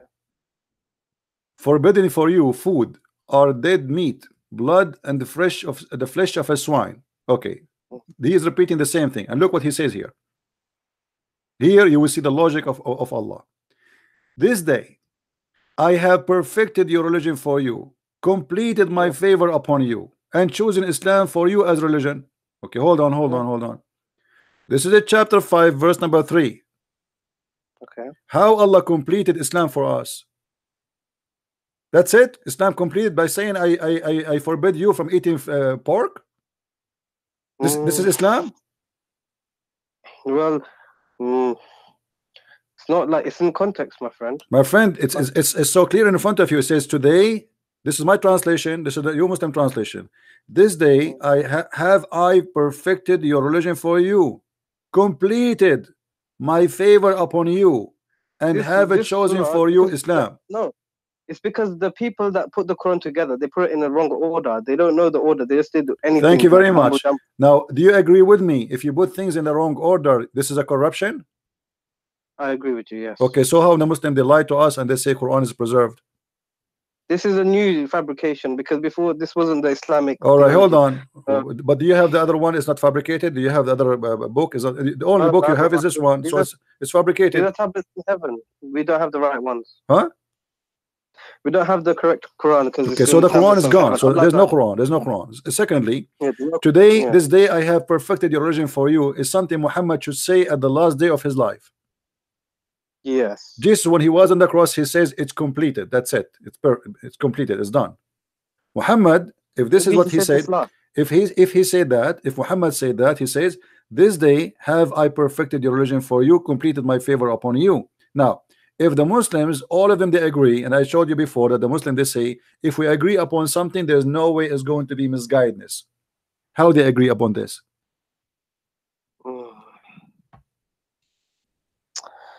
Well, you're taking the argument of saying that if everyone agrees, if there's 10 people in a room and 9 of them agree that Muhammad is... More Muslims, all Muslims agree upon that. I never saw a Muslim who's a true believer in Islam, he say, I don't agree with it.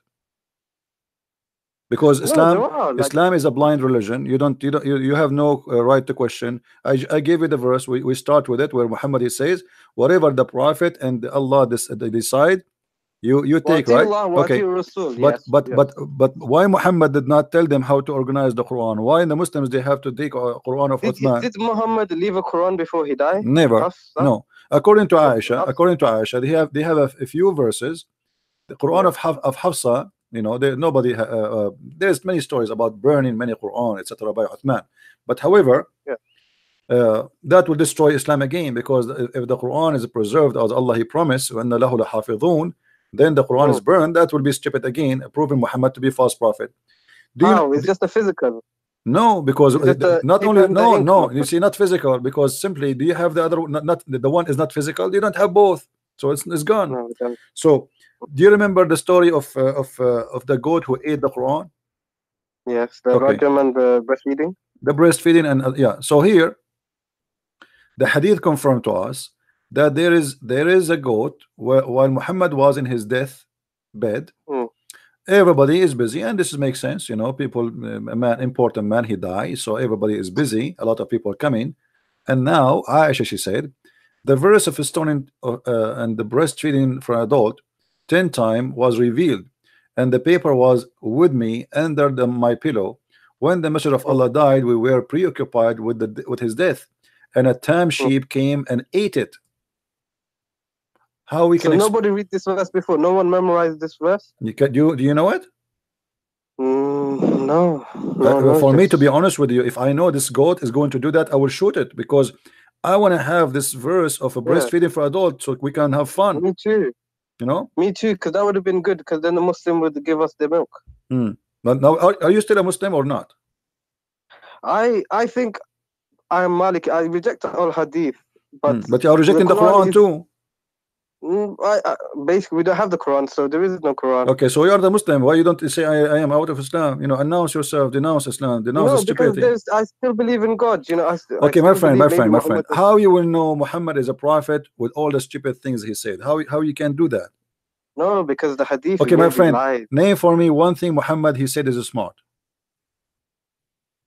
Smart. You believe in the hadith, right? Do you believe in the hadith? No, I reject. You don't believe in the hadith. Okay, can you show me one thing Muhammad he said is a smart? Because in order to accept Muhammad to be a prophet, well, you have to have some knowledge of Muhammad. What Muhammad said to you is smart.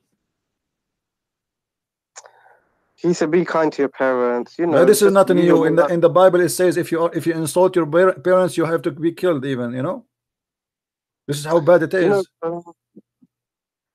I'm sure he would say something smart. I'm just thinking. Like what? Let me show you. Let me show you how smart your prophet. A man who is a man who is a blind. A man who is a blind. There's a guy who he came to Muhammad. Came to Muhammad. And he ordered his wife to cover themselves. And they said to him, but he is blind. Why you want to cover ourselves? He said, I know he's blind, but are you blind too? This is Sahih? For sure it's Sahih. Why would Muslims keep this in their books like for all these years? Did they not reject it? My friend, ask yourself the same question. Why you still believe in Muhammad now? He's a prophet. I reject these hadith. No, but you reject this hadith, but you did not reject Muhammad yet. Why? Ask yourself the same question. There's nothing. You have nothing about him left. Listen. Listen what you are doing. With my respect to you, you have nothing left of Muhammad. You said you reject the Quran. You accept the Quran. The Quran is full of fairy tale stories and stupidity. The hadith is rejected. So what is left for you about Muhammad? Your Muhammad is coming from where? Muhammad is just a messenger. He's not. This is another question. Messenger about what? Where is the message? In order to accept him to be a messenger, where is the message? Where we can find the message of Muhammad for you? If you take away the man and the book, you have nothing left. My friend, you are trying to avoid. You see, you are trying to avoid to answer a question. No, I agree. Because now you have so where is Muhammad for you? Why you say I still believe in Muhammad? The Sirah. The Sirah is more full of garbage. I mean, the Sirah is the most horrible. The biography of Muhammad is Ibn Hisham. They write about Muhammad early. My friend, you see, Ibn Hisham, when he wrote his Sirah, he said that anything is not suitable for the Prophet, we take it off. And now after he filter, after the filter, still Muhammad looks so bad, so disgusting. So now where you got your Prophet from? You want to believe in Muhammad. Where you want to get him from? The books of Sirah is a joke, full of garbage about Muhammad. The book of Hadith is full of garbage. Like maybe Kuffar, after he died, they made up bad stories about him to mislead. Like Shaitan can, make people tell lies in the Hadith. This is why. This is not my problem now. You have a problem, my friend. You are still saying Muhammad is a prophet. He's a prophet. Okay, what is a prophecy for Muhammad? Well, a prophecy. In order to call somebody prophet, you have to be a prophet. In order to call you dentist, you have to work in teeth. What prophecy did he say? Let me think. Let me make a prophecy. As long as you are thinking, let me tell you. By the way, I'm a prophet the too. Quran, it says the Quran, the Romans are going to win the war. Whatever that prophecy. That is stupid prophecy. Let me tell you why. The Roman is fighting with the Persian for 300 years. Yes. So the war will not stop until one of them will be victorious. And look what happened. Muhammad, he said, Muhammad, he made a mistake. The luck is not helping him. He said, "Fi bid'a sinin." Bid'a is a 3 to 9. When you say bid'a, it's a word mean 3 to 9 maximum. Okay. Maximum is 9. Minimum is a 3. But the Roman, they did not win in 3 to 9. It took them a lot longer. So and the story itself is very stupid, because you see, you are mentioning to me things will make everybody laugh. It's your fault. If we go to the chapter of Ar-Rum, it says Huzimat Ar-Rum, Ghulibat Ar-Rum, chapter 30, verse number 2. Let us go there. Okay. Alif Lam Mim. What Alif Lam Mim? The Muslim, they say Allah knows best. Leave that one for alone. In the land close by, but they. What do you think it means? Hold on, Christian. What do you think Alif Lam means? We will go for that, because that have to do with the numbers and details. Muhammad, he stole that from the Aramaic book, which is from the translation of Waraq ibn Nawfal. We will talk about that later. The Roman Empire has been defeated. Okay. And by the way, it doesn't say Roman Empire, it says Ar-Rum. In the land close by, but they, even after this defeat of there, soon they will be vanquished. Soon here is not accurate. It says Bid'u Sinin, in few years, between 9 to 3. They have to put that. Within few years, with Allah decision in the past. Okay. And then when the Roman, they will be victorious, then the believers will rejoice. Here Muhammad is doing poo-poo. Do you notice why? The believers will rejoice, because why would the Muslims rejoice? Because if the Romans win. Thank you very much. At that moment, Muhammad was a hypocrite, and he was claiming that he is a Nasara. Nasara? Yeah, he was claiming to be Nasara. This is why he will be. This is why he will rejoice. What does it mean, Nasara? Nasara, he claimed to be. Muhammad, he understand that the word Nasara means Christian, which is false. So he thought the Roman is Nasara, and he is Nasara. So now they told him, okay, here we go. The Nasara, your people, they lost. They What lost. about the end time prophecies? My friend, You know? we can answer one by one. Your people, they lost. So he said, like he was like he felt insulted. Okay, so he said, oh, okay, they will win. Allah, he just told me they will win in a few years, and he used the word bada, which means 3 to 9. 3 to 9. Okay. Yeah, and then we calculate the numbers. We will find that this was a lot more than 9. So Muhammad get busted again, and in the top of that, he said that in that day the believers shall rejoice. How you can rejoice? Isn't it you who want to do jihad against the Roman because they are kuffar later? Yeah, but this is Allah talking. So my friend, no problem. Allah talking. This is make it more horrible, because why the believer will rejoice for the victory of the Roman? Because they are Nasara, so they believe the Romans should win to establish Christianity in the Roman so Empire. Allah like Christianity to be established. Isn't it Muhammad a few years after he decided to go and attack the Roman, and he said attack the Roman and get the blondie girls? Yes. So how he want to kill them, and now he rejoice for them? Because this man is a hypocrite. When he is in the beginning, he tried to make himself look like a Jew, so he was praying to Jerusalem. The Jews refused him. He tried to be with the Nasara. His wife, Muslim, agreed that Khadija was Nasara, so he tried, and obviously he married according to Nasara marriage, obviously, because Nasara will not marry a man unless he is a Nasara like them. Okay, so but they said in the hadith that Muhammad the Sabian. The hadith says that Muhammad was a Sabian. Muhammad was Muhammad like Obama. Obama, he sit with the atheist, he make fun of the Bible. He go with the Muslims, he recite Quran. He go to Israel, he wear the hat of the Jews, he pray in the front of the temple. Okay, so maybe Muhammad is just like a political leader, and he just wants. He's a scam. So he's a scam. He's not a political leader. He's a scam. He's trying to establish. He's a scam. As simple as that. He changed his color. He changed his clothes. The bent in the location. He's talking to who? You know. Why would he do all this? Why would he do all this? Because he's a scam. I mean, you want to ask a scam why he's a scam? He's a scam. You know, he want to scam you. He want to fool you. But he's creating a whole religion to send all these people to disbelieve. Why? It doesn't make sense, because like, what benefit does he have? He have all the benefit. He got the women. He got the money. He got the glory. He became a king. He was no one. They say that Muhammad was poor. He would tie stones. My friend, it's a big fat lie. It's a big fat lie. Al-khumsu lillahi wa rasuluhu. From every attack, the fifth from the attack is to Muhammad. Let me make a little calculation for you. Yes. If we have, yes. Hold on. If we have $10,000, okay, $10,000 is Muhammad's. $10,000 is the money the Muslims they were able to steal from the Jewish attack or Quraysh attack. Okay, right. If Muhammad will take the fifth, let us say there's 10,000 soldier, 10,000 fighter. Okay. If Muhammad he took the fifth, what is the fifth of 10,000? 2,000. 2,000, right? Okay, 2,000 to Muhammad alone. Yeah, 8,000 left over between the 10,000 armies. It's not really fair. Now, but this is because now listen. Now, if we divide the rest, that will be 8,000 on 10,000 people. That's mean each one of them he did receive less than 80 cents. Right. Muhammad he took 2,000. You know, 2,000 for his pocket alone. They'll get about 800 each or something like that. Yeah.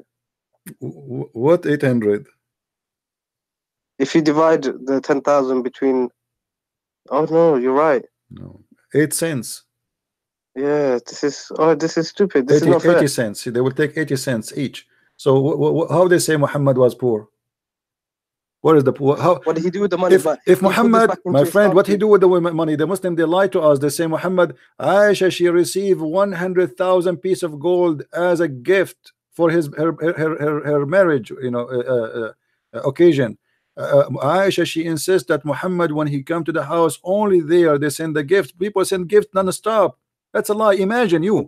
Do you accept really? Hold on. Use your logic. Wait, hold on. Listen. Use your logic. Do you think really that Muhammad is a leader of more than 100,000 people, fighters, including their family, which means that we did not add the number of the family, and then Muhammad himself he have no food, and Muhammad himself have no money, but yet he have 13 wives, he have tons of slaves to feed, and he have the fifth from every attack. And the Muslim, he cannot even come to Muhammad without paying him in a private consultation. Really? Sure, the Quran says that. You don't know that? Oh yeah, I did. Oh yeah, I remember. Yeah. You cannot meet with Muhammad. If I am Muhammad now, the meter will be charging. You know, your bill will be like a $2,000 already. You know, so if you want to meet with Muhammad, before you meet with him, Muhammad, imagine Allah, he made a verse like this. Why would people follow him then? Why would people, if they are poor themselves? My friend, who follow him? You know, the one who follow Muhammad as the gang, Sa'alik. Have you ever heard of Sa'alik? Yeah, the people who raided the caravans. Yeah, those are the Sa'alik. He wrote a letter to the Sa'alik of Tuhama, saying to them, Assalamu alaikum wa rahmatullahi wa barakatuh min Muhammadin, etc. to the Sa'alik. If you obey me, if you join me, you have my protection. If you make me your leader. Again, Sa'alik, the outlaw. Like in America, they show you outlaw, a bunch of bandit thieves. Yeah, bandits. Those are the one who joined Muhammad, and this is the one who scared the hell of everybody around him. And those are criminals. They are tough. This is what they do for a living. You know, if you have, if I bring to you now 10 men from the Italian mafia, and we are 50 good men, who is the one will scare who? The criminals. They are criminals. They don't have any ethic. So Muhammad, he used them, and he's about money. They like that. So he told them. This reminds me of the jizya, because I was thinking about jizya. Why do we charge the Christians and Jews for jizya? And now that you tell me this, it makes sense. It's all about the money. Yeah, the jizya. I see. Muhammad, he wanted the jizya because he wanted to make money. If he cared for God, he should not allow the Christians. Yeah. If I am a prophet who is fighting kufr, how I accept the Christian to worship the wrong God just by paying me money? Do Allah need money? You know?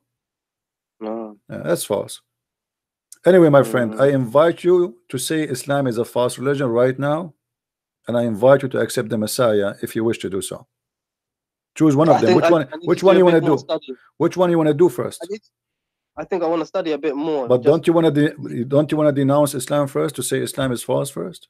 I don't know, because I already said, like, I'm iffy about the Quran and I reject the Hadith. But so you are out of Islam. So thank you very much. You are out of Islam. I'm so happy for you. Feel free to call me anytime you want. We will give a chance for more callers to call. You know.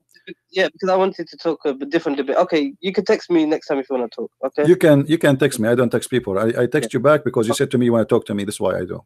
All right. Okay, I'll text you. Feel free to call me anytime. No problem. Thank you. Now I see some Muslims in the text. They are calling us bad words. Why you don't call me, my friend? Who is the Muslim wanna call me? Who is a Muslim from those even who write in Arabic? They knew English, but they are writing in Arabic. Who is a Muslim? He have the courage and the knowledge to call me. Fake caller, yeah, fake caller like fake Muhammad.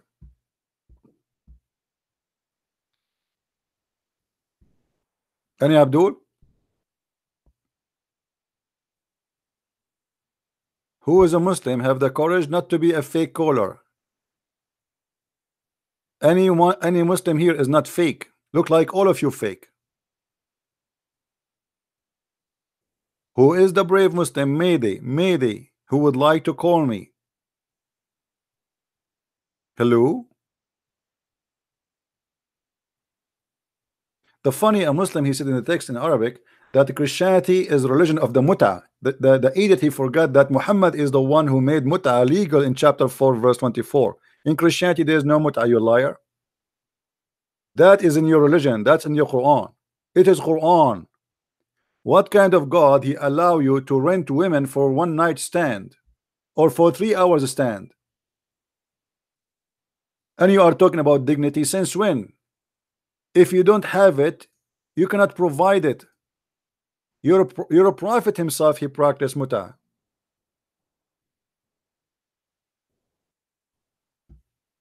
Anyone?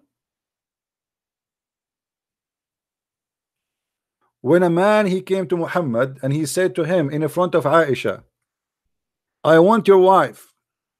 I want to have sex with her. Muhammad, he says, but this is the mother of the believers. Hello. Christian Prince, Yes, my friend. how are you doing? I'm all right.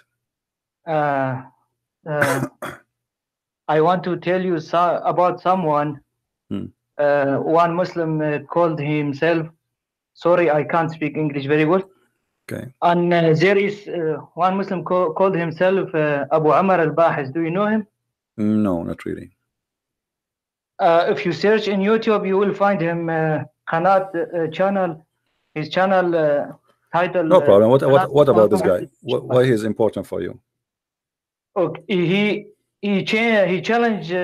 He says that he challenged every Christian to debate him. He just coward. He's fabricated everything. My friend. He challenged every Christian to debate him, but we don't see the Muslims. Do you see the Muslims or over? There's a guy, he was doing the same on YouTube. He's a Filipino. He was saying, where is the Christians? Where is nobody there to debate us? Where, etc. Blah blah blah blah. And then when we called him to debate him, he ran away. All of them, they are the same.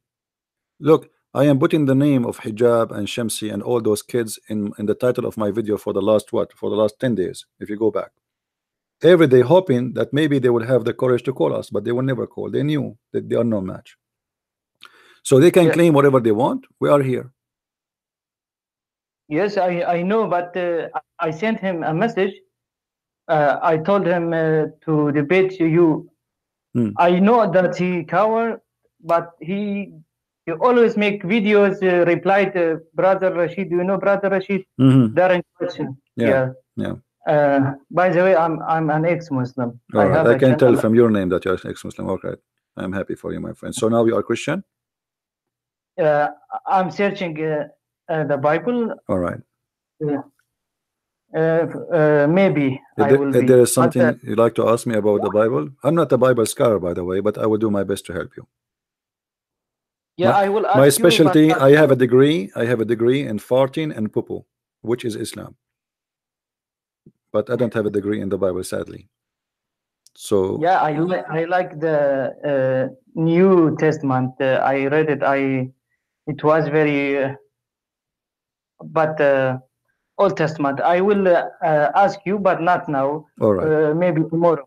All right, and thank you. You great. You're doing a good job. You are based on YouTube to expose Islam.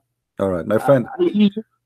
Yeah, yes, you are great. I advise you to read carefully the words of Jesus, his speeches, his teaching, and then there's a way to understand things. The best way to understand this is what I do actually. I don't read words. I try to live them. So in order to understand the Bible, to help you how to understand it, try to live in the time. Go back on time. Imagine yourself in the present of the Messiah, and he is saying what he is saying. So try to understand what was said. Try to read about the history at that time too, not only in order to understand the background. You see, like when you watch a movie, what they do in the movie, they don't bring you actors, right? Only they bring you actors who they are wearing certain clothes, and in the background there is certain background which fit with the story, correct?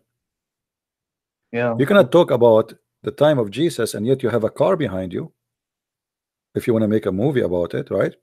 So in order to understand something, you need to try to go deeper in the words and try to understand how people at that time they live and what kind of people they are. And then you will be able to find more about Jesus and understand him more. Yet after all of this, 2,000 years Jesus spoke, but you will find that his speeches, his teaching fit with today and even perfectly with your own life story. You see the difference between the Bible and the Quran. The Quran is just recitation of stupidity, and Muslims recite with no understanding. There's no special touch. But when Jesus he speak to every one of us. But every one of us have different story, have different language, have different ethic, have different culture. But yet his teaching fit perfectly with every one of us. And this is what make it beautiful. And this is why I encourage you to read more the Bible and to make decision as soon as you can, after you are really like convinced that this is what you want. We don't want people to say Shahada. We don't believe in Shahada. We believe that you are going to be born again by accepting the Messiah. So I encourage you, my friend, to read, search the books, learn about the Messiah, and he is the one who will set you free. I mean to that? Yeah, I have Bible. I read every day carefully. I read it carefully. But when I have questions, I will tell you about my question. But I know that Jesus, I don't know if he God or not, but he is a best man who I heard about him. And but please don't forget to try to search his channel. He's nothing. I know he's nothing, but he always try to be hero of Islam. And every Christian cannot answer my question. He said that asking a stupid question. But okay, tell him this. Tell him this. Do you have the courage to give me Skype and I will call him? You don't need to call me. I will call him. I didn't find his Skype, but no, ask he him. has Post a text. Say to him, "Is it okay if I find you somebody?" Don't say Christian Prince. Don't say Christian Prince. Say a Christian person. He want to talk to you. Are you willing to talk to him? Get his Skype and let us get him busted. Okay, I will try. If I didn't find his Skype, I will send him a message. Yeah, I will. But say remember, don't say Christian Prince. The second you say that, he will flee. Yeah, he doesn't speak English. Maybe he doesn't know you. He speak Arabic. He speak Arabic. He speak only Arabic. He no problem. I will make him barbecue in Arabic. No problem. Yes. I will change.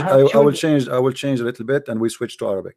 Actually, in Arabic, I am 1,000 times stronger than me in English, because English is not my first language. You know.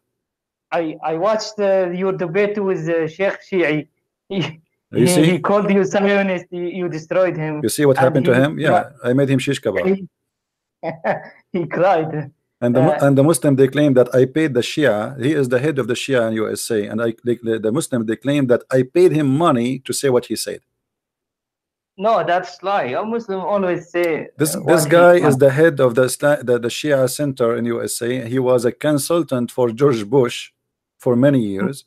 He is a very well-known Lebanese Shia cleric, and yet because he could not answer me and I made him go crazy, the Muslims accuse me that I paid him. That's not true. He was defense Islam, but you destroyed him. He was crying. I know. Well, I post the video, the debate of my channel. I have a channel titled Ex-Muslim 1 TV. Sadly, sadly, people here do not know Arabic to watch it and laugh. This guy, he was all over the place. What happened to him is a horrible. Anyway, my friend, thank you for calling, and try to get me this guy to debate me in Arabic if he dare. Yo, I will try. I thank you. You're welcome. By the way, I'm learning English from you also. Don't learn English from me. Learn Islam from me. My English is horrible. Yes, Islam and English. All right, my together. Friend. Thank you very much. God bless. Take care. Bye-bye. Who is next? Any Abdul? Hello? It is me you are looking for? Who is Abdul when I explain to us the love story between Allah and the Messenger of Allah? Why too much love, brother? Why? The name of Allah Messenger is on the throne. Hello? Hello? Yes. Hi, sir. You're Christian Prince, right? Yes, my friend. I am with you. Yeah, brother, I wanted to say God bless you for the work you do on YouTube, exposing the lies and how you talk about Jesus and how he is the truth. So I'm a Christian. All right. And I had a couple of questions. I don't want to take a lot of your time because I know you're busy, but all right. Sometimes, like I said, I'm a Christian, but sometimes I have a tendency to doubt. Like for example, there are people like Bart Ehrman. You've heard of these scholars, right? Yeah. And they say a lot of stuff that a lot of the Bible has been fabricated, and There's been textual variants in the Bible, and they go on and go on, right? Yeah. So I just had a few questions, and I appreciate your time, brother. Right. Go ahead. For example, you know how the Muslim claim, they say that Jesus was not crucified, right? Right. So, like, I don't know the actual verse, but they say something like that. And I thought about, you heard of this, what do you call it, Muslim scholar, his name is Gerald Dirk, you heard? I don't understand. Say again. You heard of this scholar, he was a Christian, and he became a Muslim. His name was Gerald F. Dirks. This is not a scholar. This is a joke. This guy, you know. You heard of him, right? Yeah. This is a joke. This is yeah, a so scholar. I was confused. Like, he was saying something, how in Matthew chapter 27, right? Okay. He said in the NRSV version of the Bible, he said that there were two Jesuses. Jesus Barabbas and Jesus the Christ, right? Jesus the Messiah. And so he's saying that, you know how Jesus Barabbas was ultimately the one who was let loose, right? He wasn't crucified. So he's trying to say that, doesn't it support the Muslim claim that Jesus escaped crucifixion? So I was wondering what your opinion on that is, sir. Yeah, my friend, if you go and read the same chapter he's talking about, you will see it says it clearly. Which one I should release for you? Jesus or the Barnabas? They said Barnabas. I mean, it's clear. No, but, and then he said, I wash my hands from this innocent man, etc. And then they took him and they crucified him. This is a joke. Yeah. But however, I don't answer Muslims from my book because it's a waste of time. I get them busted from their book. If we go to chapter 4, verse 157, it says, وقولهم إنا قتلنا المسيح عيسى ابن مريم رسول الله وما قتلوه وما صلبوه ولكن شبه لهم. We go to the Muslim translation and we will find the following, which is going to get this Abdul busted with no mercy. Always when you answer Muslims, don't waste your time and start reading for them from the Bible, because anyway they will say we don't believe in the Bible anyway, right? So why I want to do that? And this is the reason I don't go. Like, for example, you know how let me show you, my friend. Hold on. Let's take one by one. Okay. وما قتلوه وما صلبوه. If you go and read even any commentary of the Quran, or if you read the verse itself, we can go to the verse. Here we go. This is the verse with all the Muslim translation. It says, and because of their saying we slew the Messiah, son of Mary, Allah messenger, they slew him not nor crucified him, but it appeared so into them. Now, if that guy is saying to you that Barnabas is the one who was crucified, that's mean the Quran is lying. Yeah. Because the Quran is saying that Allah, he made it appear to us to be the Messiah, not a person. His name is Barnabas, you know, which means whoever was present in that moment, he believed in what appeared to him, which is supposedly someone he looked exactly like Jesus. Now here we will find a big problem for the Abdul. Their God, he made a poo-poo again by saying, but it appeared to them. And the Muslim, if you ask them what it mean, what it does mean, it made to appear to them, they say, Allah, he made someone look like Jesus. Correct? Yeah. Okay. All the Muslims agree in this false story. If this is true, that's mean the Christians, what they have in their book is true. Because as long as you made it appear to us, and we write in our book what appeared to us, that's mean we are telling the truth. Yeah. Who is a false witness? The false witness is the one who witnessed for something that not happened, right? That's right. Okay. So if we witness to what appeared to us, then we are telling the truth. If I saw someone, he's Jesus on the cross. For me, I saw him. He have the same eyes, the same look, the same voice. Obviously, this is Jesus. So they confirm to us in this stupid verse in the Quran that the Bible is saying the truth and Muhammad is a scam. And that donkey who said that to you in his they have a program with him in TV, he is no scholar, he is a donkey, because the same verse saying clearly that they did crucify Jesus, only Jesus. Same time, the Quran is against his lie, because the Quran confirmed that what is written in the Bible of the Christians is what they saw, and what they saw is someone look exactly like Jesus. And here we will have another problem. If Allah made me see someone look like Jesus in the cross, so I believe it is Jesus in the cross, and then Allah, he sent me someone 600 years to tell me this was not Jesus, I was playing with you. Who is the donkey here? Yeah, I get the point. All right. But Sir, I was about to say basically, you know how Muslims say that Jesus' language is actually Aramaic, right? No, Jesus, he speak all languages, and Aramaic no, is one Aramaic of them. was the language that they say, like. He speak in Aramaic, he right? speak in Greek, obviously, because the Roman Greek, was yeah. there too, right? Yeah. So basically, I'm not a scholar or anything, right? I just looked into this stuff. So basically, Jesus Barabbas, right? They took the name Jesus out of the Bible. His argument was they took the name Jesus. Doesn't matter. Doesn't matter, my friend. Let's say there's 10 Jesus in the jail in that day. Let us say there's 100, right? Yeah. Okay, but all the Jews, they knew who is the one they want to crucify. Jesus, the one who claimed to be the Messiah. This is why they put in the top of his cross the King of the Jew. Right. So, did Barnabas claim to be the king of the Jew? No. Did anyone else claim to be the king of the Jew? No. There's one person. So they knew they are talking about who. They arrested him. They knew him by look, and they knew how he looked like. And Jesus was not a mysterious person. I mean, as a look, because he always speaks to thousands of them. Just a week before, he was in Jerusalem, and thousands of people, they welcome him. Right. Because he was also saying, because you know, in Aramaic, he was saying the Barabbas, right? Bar means son of, right? I don't understand. Say again. In Aramaic, the word bar, right? Barabbas. Yeah, bar means son or something, son of. He's saying something like that. So Barabbas means son of the father. So he's saying that, you know how they say Jesus, son of the father, escaped. So he was saying something like that. You see, it's still this is a stupid argument because this is against their religion and against their it's at the same time. Jesus' mother, she was in the front of the cross. Yeah. So even the mother of Jesus, she could not recognize who is Barnabas and who is the one is. Yeah, thank you, brother. And his apostle, he came to them again. I mean, all the story there. So who is the one who came to them? Barnabas.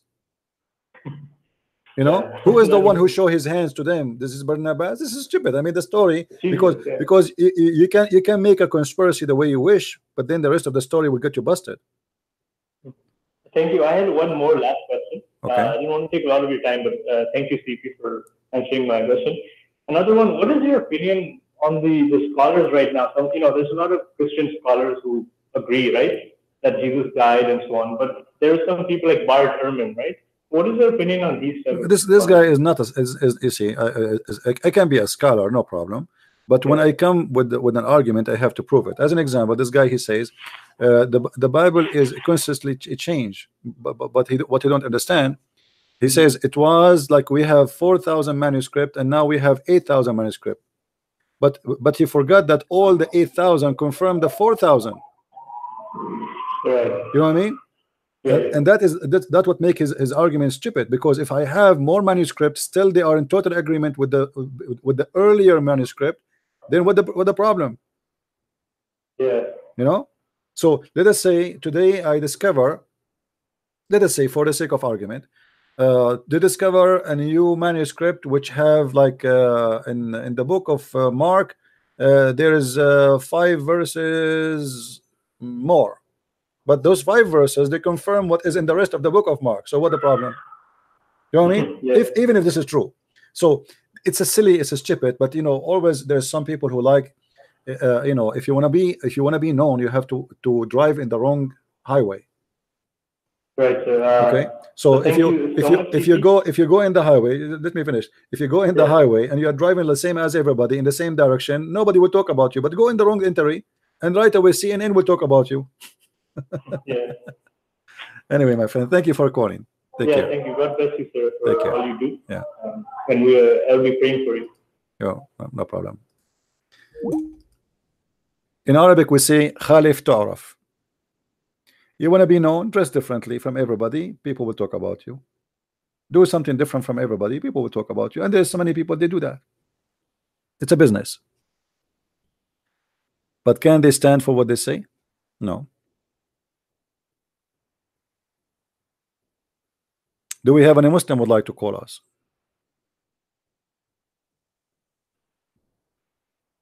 Anyone? Mayday. A Muslim is needed. Any Muslim? Who is a Muslim when I go to the heaven of Allah? If we ask the Muslims, by the way,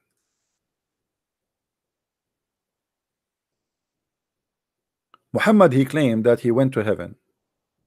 And then the Muslim, they start making their own arts, which I find it fantastic. Hello? Hello, this is Nathan. How are you? Hey, Nathan, how are you? I'm good. Good. Yeah, I just was listening to the gentleman that called in. Yeah. And yeah, this is the same fallacious argument that that Sheikh Talal was trying to raise about Jesus Barabbas and Jesus Christ of Nazareth. And you gave a very good explanation about that whole situation. And the argument still doesn't make any sense, because at the end of the day, the Jesus Barabbas that was supposedly, their claim was that it wasn't Jesus, but it was Jesus Barabbas that was actually crucified. But in reality, the story narrates that Jesus Barabbas was the one that was released and let go in place of Jesus Christ, which is the crux of what the gospel is about, that the sinner was set free and the sinless was crucified on his behalf. Correct. But for some reason, I don't know if Allah or some jinn blocks their ears and they don't hear. No, it's not about, you see, Muhammad, he say something, whatever Muhammad he say, that's it, they take it blindly. That's it. Yeah. I mean, have you ever seen a Muslim debating if Mary, she was virgin? Oh yeah, they even will say they don't. Oh, but they don't. They don't. Why? Just because Muhammad said that. If Muhammad did not say that in the Quran, the Muslim will be making fun of you. Yeah. You know, as simple as that. I remember very well in California, I was debating with this at a convenience store with this Yemeni guy and telling him about Jesus being the Son of God. And he told me, do you mean that God, excuse my language, effed Mary to have Jesus? And I was like, it's right there in your Quran. It says that Mary is the mother of Jesus, and God spoke the word into Mary, and she gave birth to Jesus.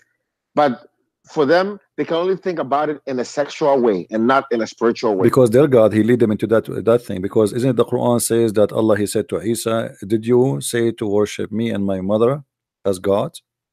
So Allah, he inserted Mary in the Trinity, and he made her the wife of God. So now what Islam believes is stupid religion, that Christianity is God, wife, son is Jesus. Yeah. So Mary is the wife of Allah, and Allah supposedly the God of Isa, according to the Quran, and Isa is the son of Allah in the same time. So this is how they present the Trinity for the Muslims. And here we need to ask the Muslim question: why your God is so stupid to the point he could not quote the Trinity correctly? There's no single Christian believe that Mary, she is divine and she is the wife of God. Well, unfortunately, the Catholics also make them believe that, because that's what Catholics. No, they don't. No, well, how? Well, they tend to they kind of venerate. They say they venerate Mary and they pray to her. No, my friend. So, you see, the prayer. No, they don't pray to Mary. That's not true. They pray, asking Mary to pray for them. Don't you say to follow Christian, pray for me?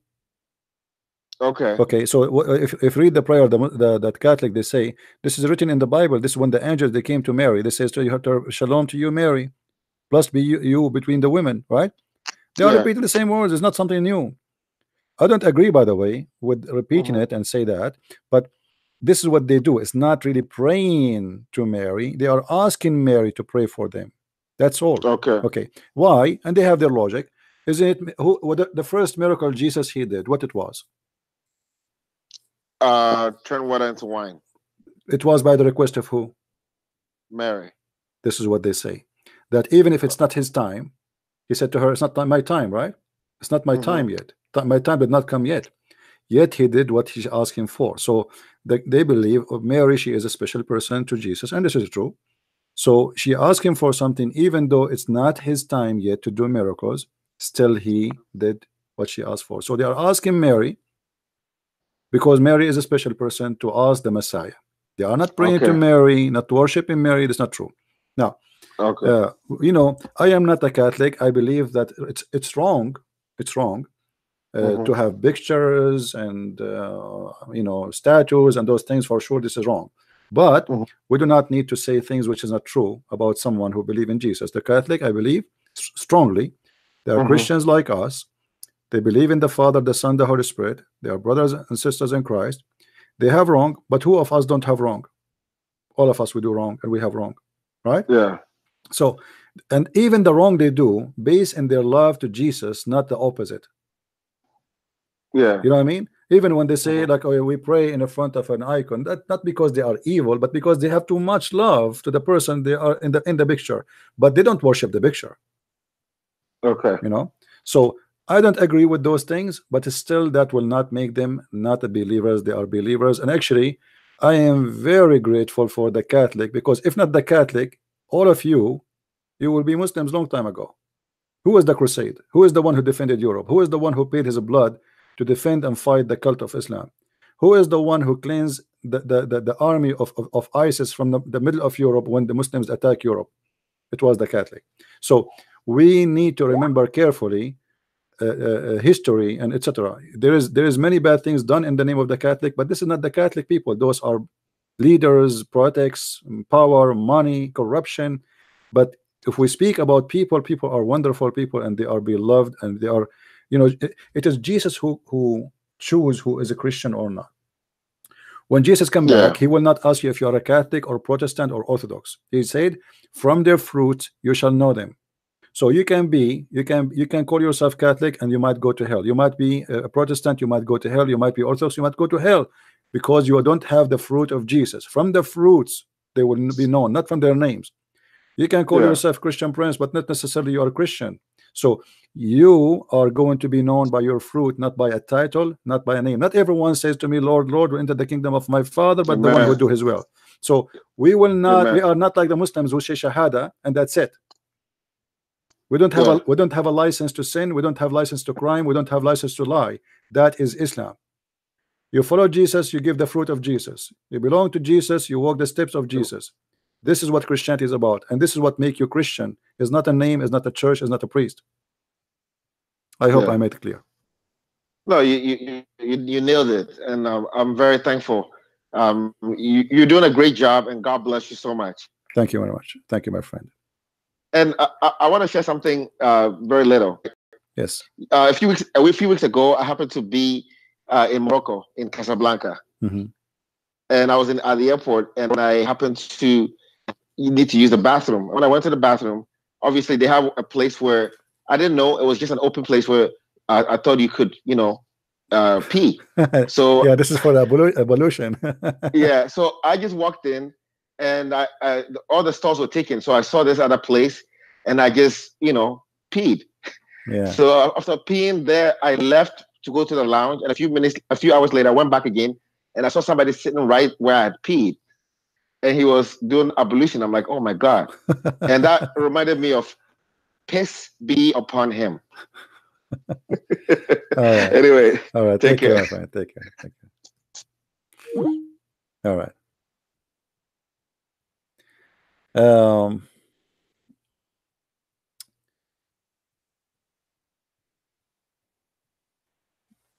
You see, always before we make a judgment about anything, we better have a deep understanding, and we have to investigate, you know, just not to copy what people say. And sometimes people who claim to be leaders or even priests or ministers, they divide us. I believe any division is from the devil. We as a Christian, we should be united. Christian is whoever believes in Jesus the Christ as Lord, as Savior, and the Father, the Son, the Holy Spirit, the resurrection, the cross, and He is coming back to save us. If you believe in that, you are my brother in Christ. If not, you are not. I don't care for the church name you go to. I don't care for your color. I don't care for your language. I care for what you believe. So we should be united, not divided. Search for unity, my friend. Ask yourself, who is the one who will be happy if the Christians are divided? The devil. Is that correct? Look what the Quran says. Look what the Quran says. If you don't believe me, the Quran, he wants you to be divided.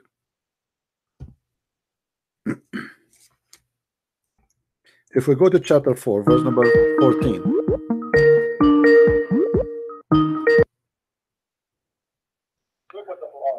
Hello? Yes, man. Hello? Yes, my friend. Go ahead. I hear you. Yeah, I just want a quick question for you. All right. I heard you say sometime before, you say that Muhammad dead body is rotten and stink. Can you give me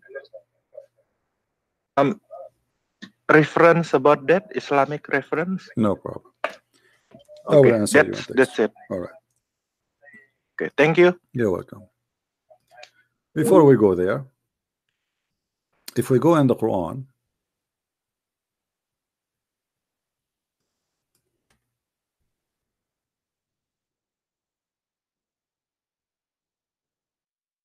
chapter 5, verse number 14, it says the following.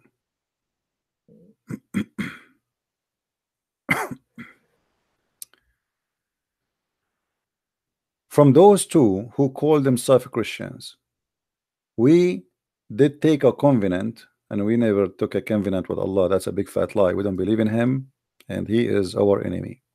He is the devil. But they forgot a good part of the message that we sent to them. So we string them with enmity and hatred between one and another to the day of judgment. So my friend, the devil, he have a plan for you. The devil, he have a plan for you. And the plan is very clear. He wants you to be hateful to each other. He wants us to be divided. The devil, he don't want to wake up in the morning and find the Christians praying in one church for one Lord. Isn't it clear? So when we as a Christians, we work for the vision, we are working for Allah. As simple as that. The Bible says there's no Greek, there's no Hebrew, there's no free, there's no slaves. For all is one by Christ. There's only one church. There's only one Lord. There's only one belief. And there's only one Savior. And all of us, we believe in him. So let us be united against the evil, not to be divided. Divide and conquer. Divide and conquer. And why people don't want to see it, I don't know. The brother, he asked me a question about Muhammad being stinky. Here we go. This is a book. It's called Nihayatul Arab fi Funun al-Adab. This is one of many references, you know, we're just showing you. All right. Here it speak about Muhammad when he died. Let us see.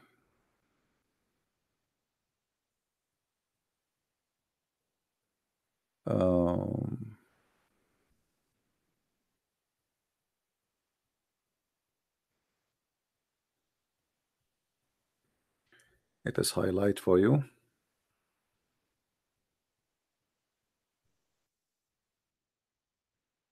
قال العباس إن رسول الله صلى الله عليه وسلم يأسن كما يأسن البشر.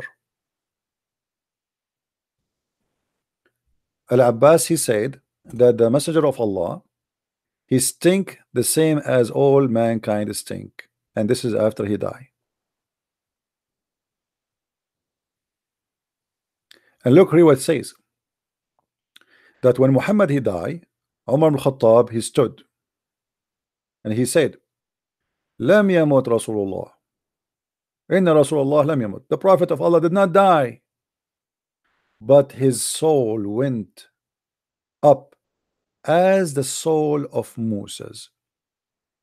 The messenger of Allah will not die until he cut the hands and the tongues of people. Look how evil he is.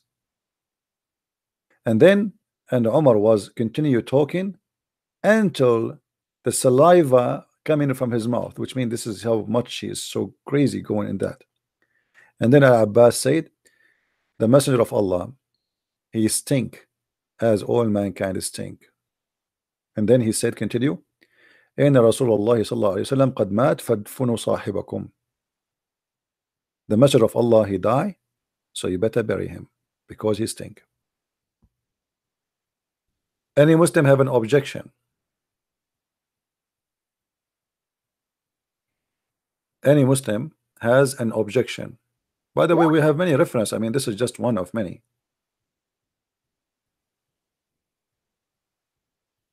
Anyone? There's more hadith speaking about how Muhammad how Muhammad stink after he died. The Muslim did not bury him for 3 days.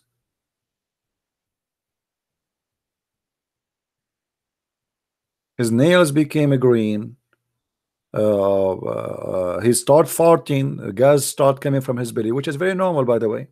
If somebody die and he just ate a meal, what happened after a day or two, mostly more than 48 hours, the bacteria inside your stomach will digest food, you know, and that will make a lot of gas, and then your stomach will start growing as if you are breathing it, and then you will start farting like crazy. But for sure, we have to admit that the fart of the Prophet must be like a musk. It's like a perfume. So if you are there, you will enjoy it, and you can take a selfie. Who is the Muslim wanna call me and prove me wrong?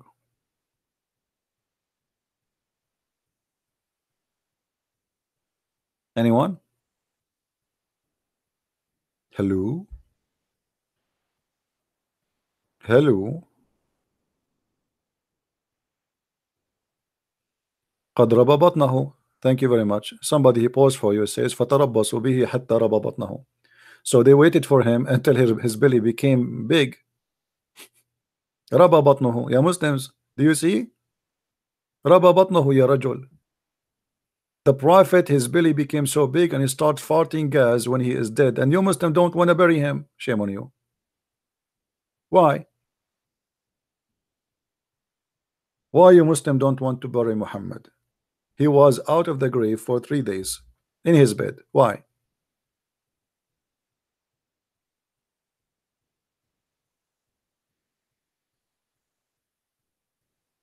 Anyone?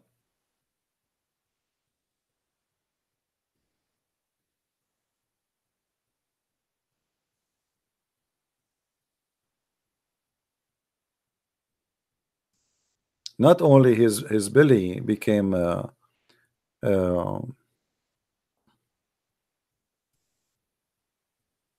full of fart, even his fingers, they shrink and they became a green and blue. You know?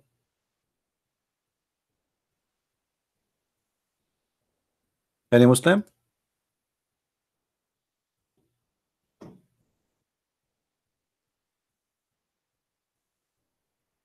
Any Muslim here?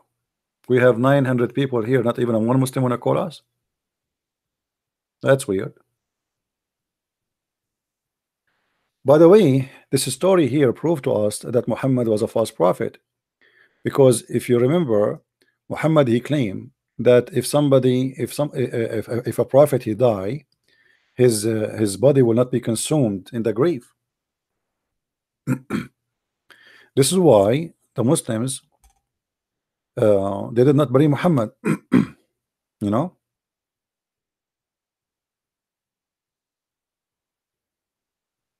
they did not bury him. Why? Because simply he said, prophets of God, their belly will not their body will not be consumed. If we go here, let me show you on the screen. I was looking for more reference. This is a book. It's called تذهيب كمال في أسماء الرجال, variant number 9. Okay, page number 358. Read with me, Abdul. It's reported from that in this year, from Ishmael, from etc., that when the prophet he passed away, they did not bury him until his belly became so big, full of gas, and his fingers became They shrink, like, you know, they collapse, you know. Hello? All right. Do you see the reference, guys? And here there's more reference, by the way. Siyar A'lam Nubala, volume number 9, page number 166, etc. Additional to this book, there's many books. So Muhammad, he made a false prophecy that he, as a prophet, when he die, his body will not be consumed. So the Muslims did not bury him.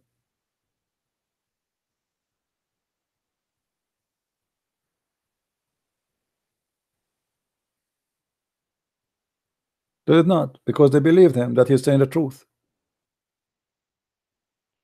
But then, when his belly started farting, and his fingers became green and blue, they said, "This is obvious. This is not true. We have to bury him." Muhammad did lie to us.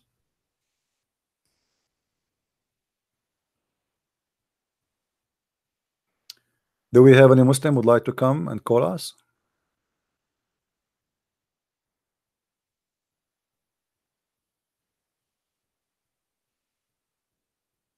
Look how many Muslims are attacking me in text, but nobody can prove what they say. Call me. You Muslims are upset from me for a very simple reason. You cannot answer me. That's all. Can you? Why you don't call me and prove me wrong? Let everybody see. You have 900 people watching. Prove me wrong. Give me a call. My Skype is open.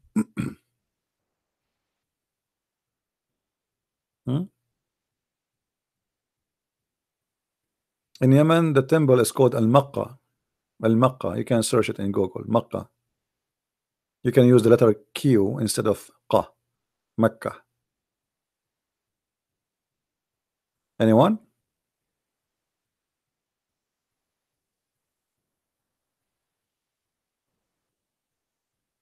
No Muslim is afraid to call me, so why you don't call me, my friend? Call me. Call me and show us one good thing about your prophet. Who want to do that? We will change the topic. We will change the topic for you. Who is a Muslim is willing to call us and tell us something, anything will make us believe in Islam. Anything, you name it. You name it, we go for it. Is that fair, guys? Name it. How you can prove to me Islam is even religion? I don't believe Islam is even a religion. Islam is a collection of religions. Crazy stuff.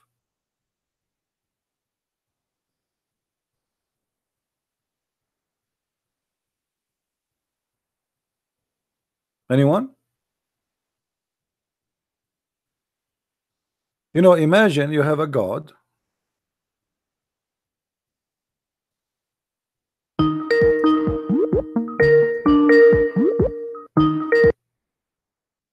Hello? Hello, is that Christian Prince? Yes, my friend. I've called to challenge you, but only on one tiny little thing. Oh, boy. Okay. You have little time? As much time as it takes. As much time as it takes, just to get to the truth. Okay. I might be wrong, but I feel that you probably misquoted something about the Prophet Rabia al-Basri. And I feel... Prophet who? I feel that the only way that you could have done this is because you've been quoting Salafi propaganda. Okay, what is your religion, my friend? Well, the reason is that you said that she was a harlot and she flew a red flag out of a window. Who is the one who has a harlot? I don't understand what you're talking about. What are you talking about? Rabia. Rabia. Rabia. And I think you also said that she began, Sufism began with her. I don't believe that's true either. But so you are a Sufi person? You put it. You are a Sufi Muslim? I was once a Naqshbandi Sufi. My friend, don't tell me Muslim. what are you. What are you? What are you? What are you? I am an apostate and a kafir who follows the wisdom of Sufis. Okay. So now, so you are Sufi now. What are you now? Are you Sufi now? No, I'm just a kafir. I'm an unbeliever. Okay. So what are you now? You are kafir. What does that mean? Well, how can I be a Muslim? Yeah. Right. By the normal definition. Yeah. What are you? What are you now? I don't know what are you. Just can you tell me what? Can you tell me what are you now? Can you tell me what are you now? We share opinions about Muhammad. What are you now? What are you now? Obviously, as I said before, a kafir. I can't claim to be a Sufi because that is a very, very high thing way above me. Anyone who calls themselves a Sufi, and many do. My friend, you keep saying to me, I'm a kafir. What does that mean? What does that mean? Are you a Muslim? Well, to me, it means seeker of truth. My friend, this is not the question. Are you a Muslim or not? No, not. The truth is so what are you, seeker of the truth? What does that mean? What does seeker of truth mean? You tell me. I mean, why it's very hard for you to tell me what are you about? Well, only God knows.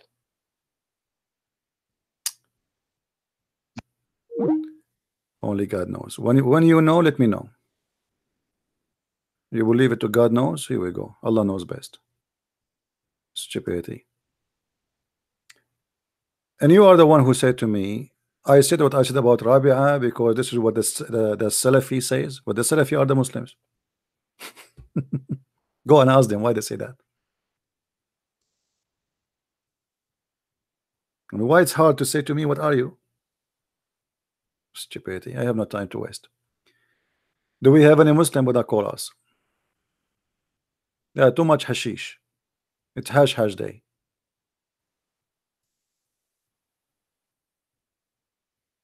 Any Muslim?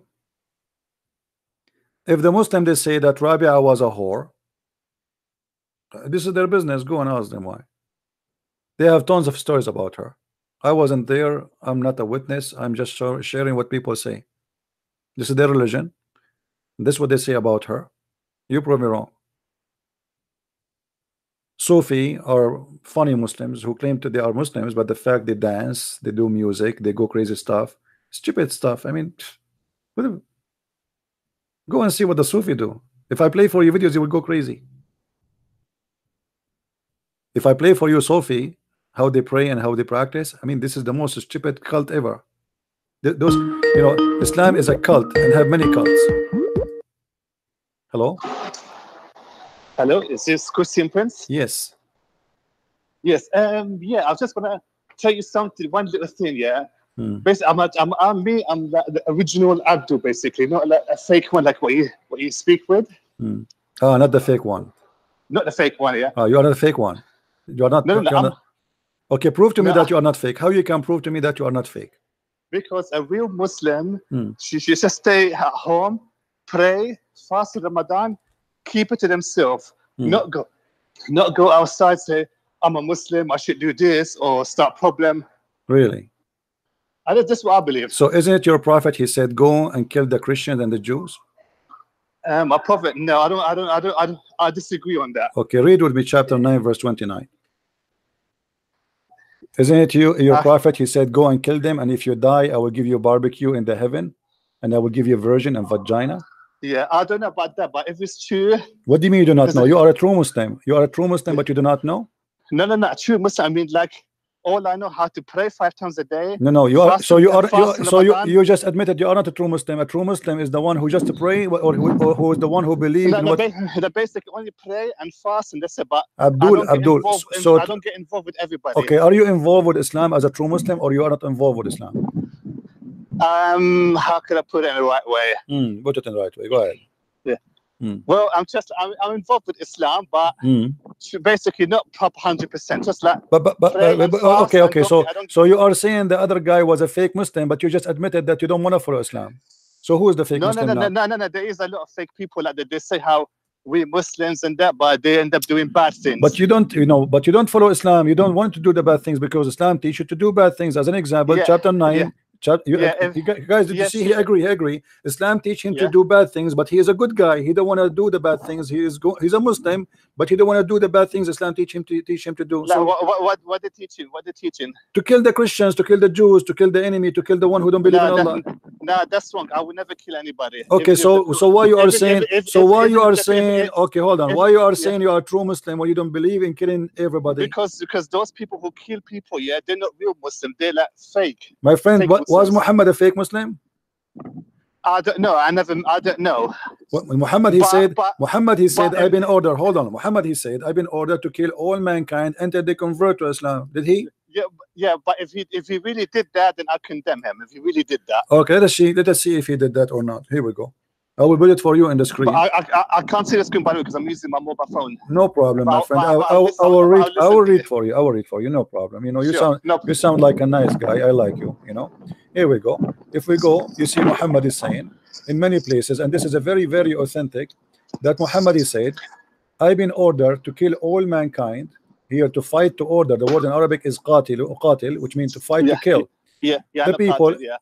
The people till they say none has the right to worship but Allah, and if they say so, pray like our prayer, face our qibla, and slaughter our slaughter as we slaughter, then their blood and their property will be secured to us. Okay, so what does that mean? To be honest, I'm not familiar with it, but if it's true, then I don't want anything to do with it. If it's true. Thank you very much. You just left Islam, my friend. I'm happy for you. No. I didn't say I left Islam. I said if it's true, then I don't want anything to do because there's a lot of fake hadith out there. My friend, this is not a hadith. It's a Quran says that the same. Chapter 9. Chapter 9. There's a lot of fake Qurans out there as well. But okay. What about the Quran? Is the Quran fake Quran too? Chapter 9, verse 29. No, the Quran is real, but now is a lot of being added. People created their own Quran, make all lots of lies. So now the Quran, now the Quran is fabricated. Okay, so today we have two Muslims agree that the Quran is fabricated. No, because there is some fake Qurans out there. People added it just for their own benefit. No problem. But now you just admitted that Islam, the Quran of Muhammad, is fabricated. It's full of lies. No, there is real ones there, but there's some lies. So no problem. There is some lies. Thank you very much, guys. Did you hear it? There is some lies in the Quran. Okay, what is the lies in the Quran? Any verse is speaking about killing people, attacking people, stealing their money is a lie, correct? When it says kill Christians, but this means all the Quran is a lie because all the Quran is about killing people. No, but the Quran that I have, it doesn't say that though. Where? The Quran that I have, it doesn't say that, but there is some fake Qurans. I'm not gonna lie to you. There is some fake Qurans up there just to make people give Muslim people problems. Okay, how we know which one is fake Quran and which one is not? Okay, as long as you are an expert one. I'm not expert, but I'll do my best. But any Quran that says kill these people or anything about other things like bad things, for example, killing, then that's fake. That's mean all the Quran we have is garbage now. Pardon? That's mean all the Quran we have today is garbage. What we will do now? But the Quran that I have, it doesn't say that though. Which Quran you have? Read for me. What is the name of your Quran? I don't have it because I'm at work at the moment. Okay, what is the name of who is the translator of your Quran? I don't know, but I can call you back later and find out for you. No problem, my friend. Call me later. I like you, by the way. I'm going. How long gonna be how long gonna be live to what I time? don't know until my 4 wives show up. Okay, fair enough. Yeah, I have 4 wives and 4 mother-in-law. If I don't get hold of you today, then definitely I can call you on the weekend because I've got a day off. I don't work on the weekend, so I can call you and give you the details of my Quran. No problem. May the version of Allah protect you. Do you believe in the versions of Allah? Do I believe the versions of Allah? Yeah, the versions in heaven. They have no panty waiting for us. They have what? No panty. Well, wait, as in like girls waiting for us. You mean? Yeah, in the heaven there's women with no panty waiting for you there. Allah, He made them just for sex. You don't believe in that? No, that's I think that's nonsense. I don't believe in that. So what is left in the Quran? You don't believe in the verses of Quran. You don't believe in the verses of a virgin. Okay, let me ask you. There's a lot of people that believe in 72 virgins, but I don't believe in that. I think that 72 virgins is nonsense. Do you believe that Allah will give you barbecue in the heaven?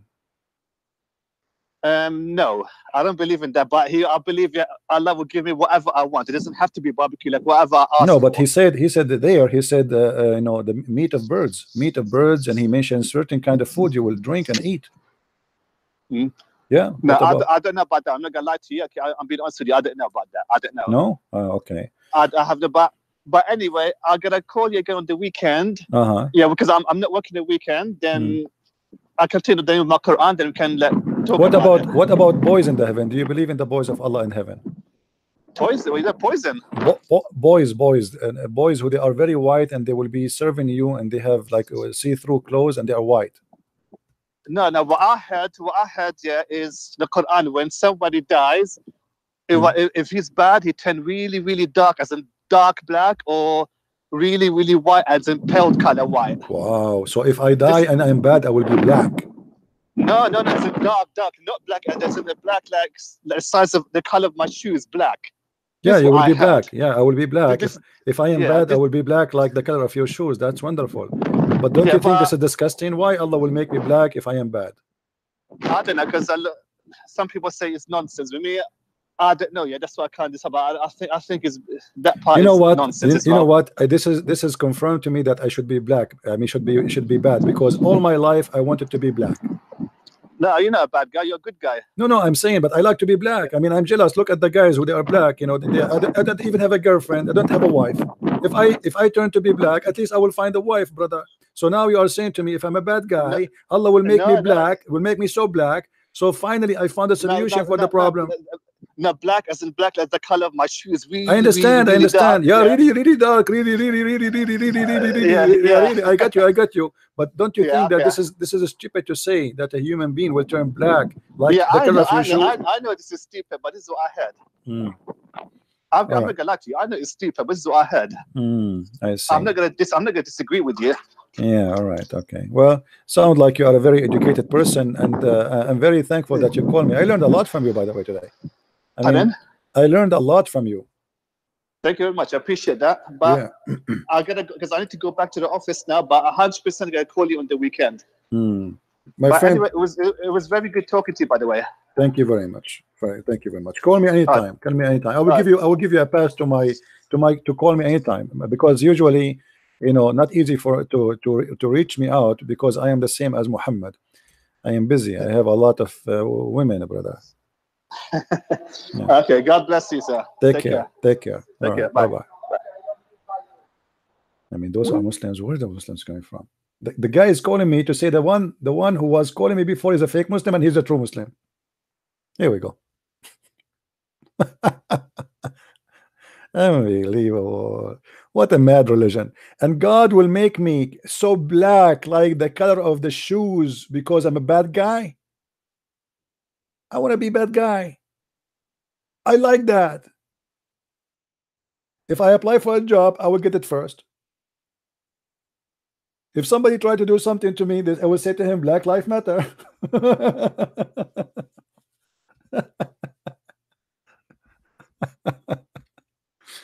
What unbelievable. Do you see how racist this cult is?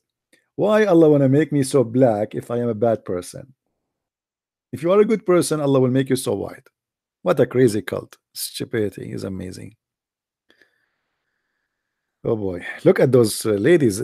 Since they heard I'm going to turn black, look at them. Suddenly the flowers is coming to me. Look, everybody, all the ladies are carrying. Man, look at this. I just said I will turn to be black, and look what happened. My life is changing.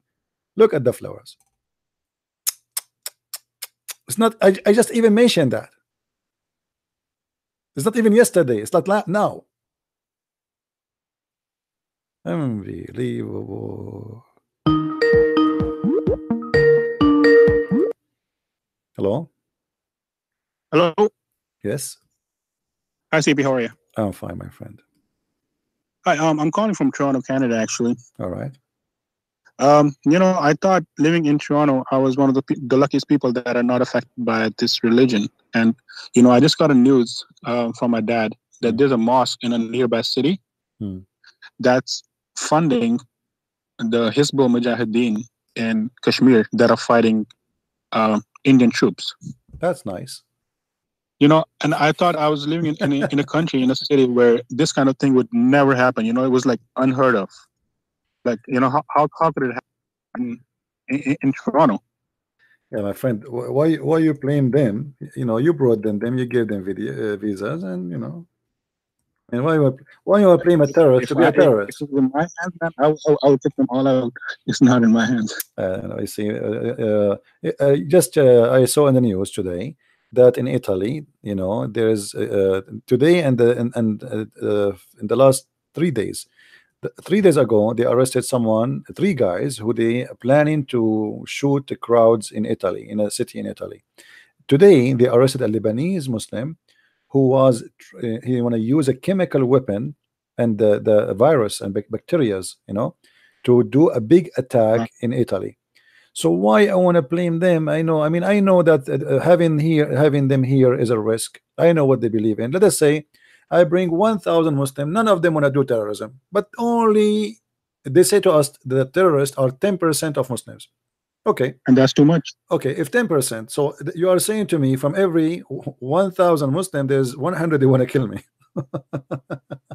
Yeah, that's more than enough. You know, like David would say, you know, it didn't take a whole lot of Muslims to, you know, fly those planes into the buildings. It only took one or two.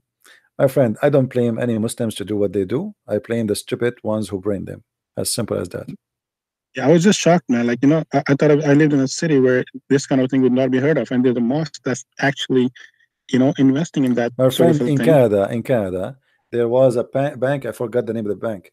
Was funding Hezbollah for more than 40 years, and just 2 years ago, they discover that this bank owned by Hezbollah.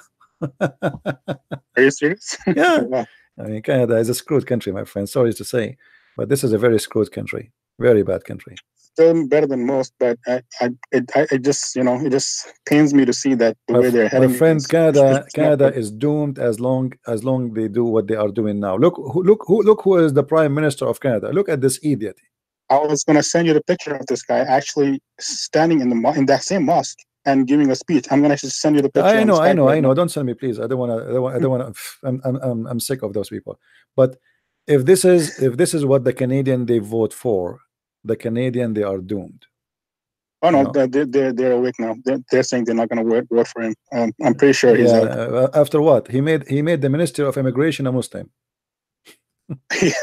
yeah, you're right. I mean, the stupidity is amazing, and you know, in Arabic we say, I don't know how to translate that in English. Like, there's two guys. They were trying to cross the river, and in the old day they used to make a leather, like animal leather, and they blew it with air and they tie it up, so they can cross the river and they will not be drowned.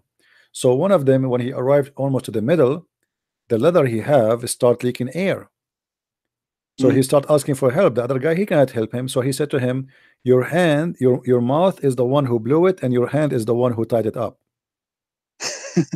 You know, which means you blame yourself, you know. Blame yourself, yeah. You are the one who blew it with your mouth, and you are the one who tied it up. So why you are crying now for dying? And this is what the Canadian and many Western countries are doing. You know, they do it with their mouth and they do it with their hands, and they wonder why this is happening. Yeah, they blow it up, yeah. You're right. Anyway, my friend, thank you for calling. Let us see if we can get some Abdul here. All right, man. Thank you. Hey, by the way, guys, don't forget to, if you have Instagram, don't forget to subscribe to my account there, Arabian Prophet. There's many of you already, they joined already.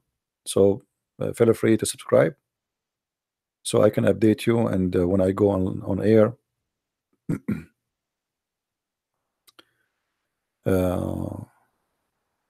you know, we can inform you.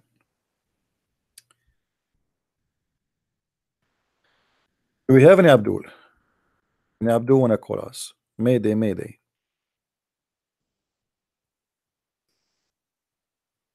Anyone?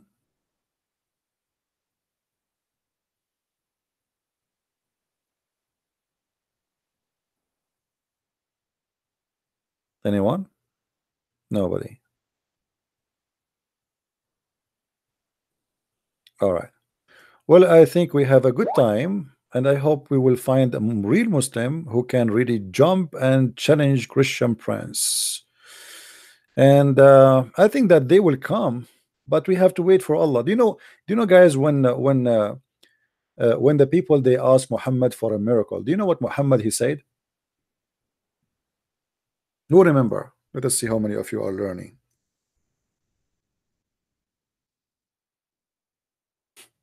Who remember?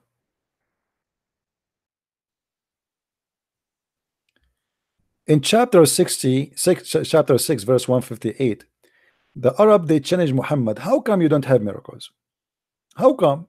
I mean, what's wrong with you? Every prophet in the world have miracles, okay, except you. So look what Muhammad, he said to them as a response.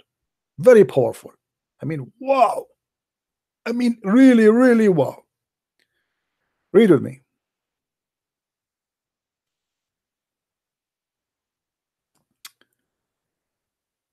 Are they waiting to see if the angels come to them, or the Lord himself, or certain of the signs? So they are asking for a sign. From who? From the Lord.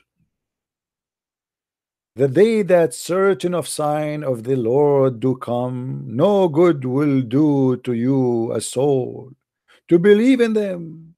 Then if it believe not before, nor earned righteousness through its faith, say, wait, and we are waiting with you.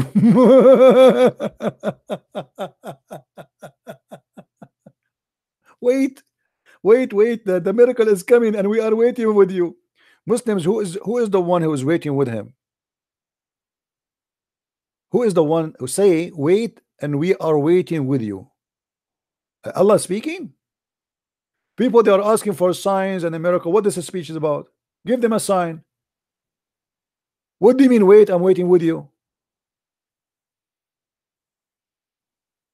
Do we have any Abdul here in the bushes?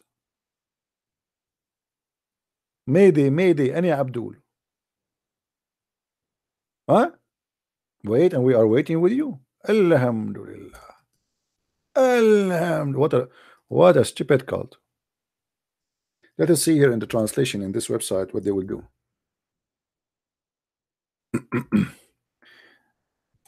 Same in chapter 11, 122.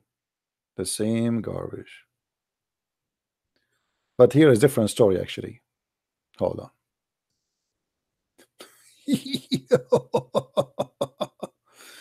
Oh boy.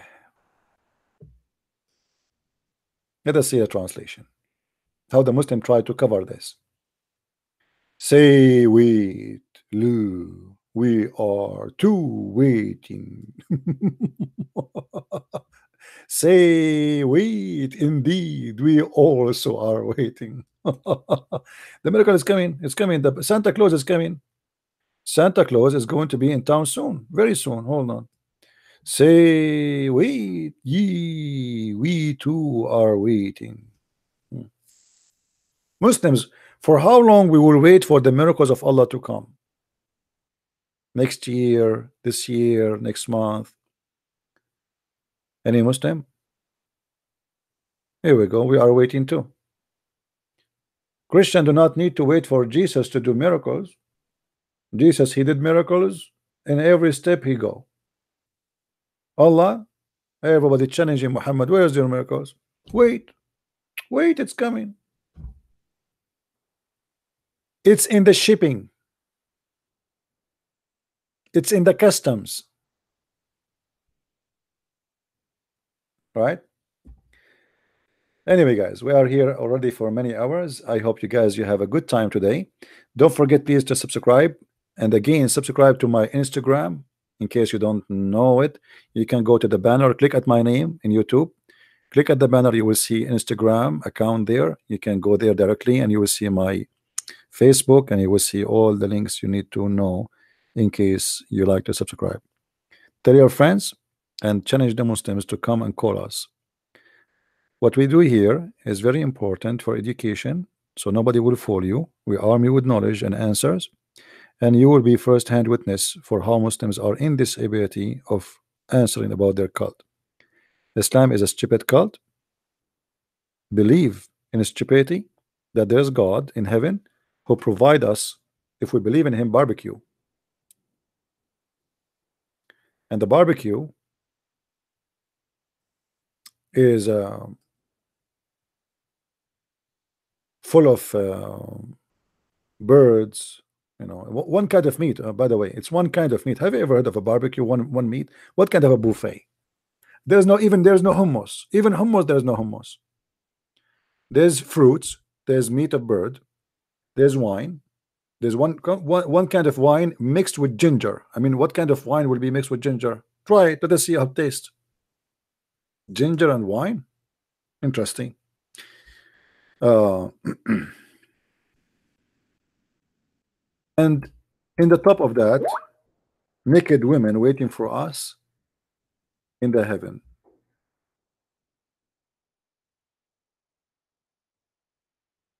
Who in the world want to believe in such a thing?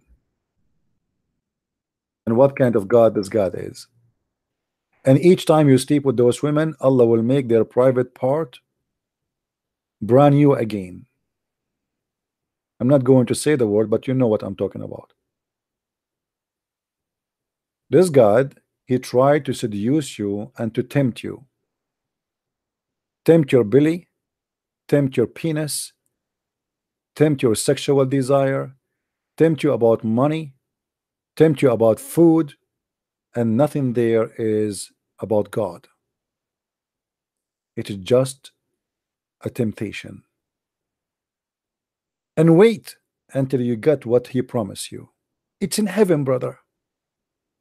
You die for him, he gave you those things. You better die. Brother, the virgins are waiting for you. And those virgins, they are very white to the point you can see through their bones. I'm sure many of you, all those Muslims, by the way, who do jihad, they don't care for Allah. All of them, they are waiting for the virgins. All of them, they want the naked women who they are made for sex. That what is Islam is about. There's no good, there's no God, there's nothing but temptation of the devil for your stomach, for your belly, for your penis, for your sexual desire, for your abuse. 80,000 little boys will be serving you. Child abuse in the heaven of God. You tell me what kind of heaven this heaven is.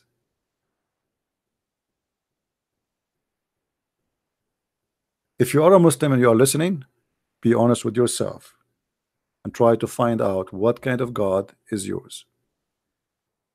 This is not my God and will never be. Thank you for being here. May the Lord bless you all, and until we see you soon again. Christ is Lord, Islam is false. Amen to that.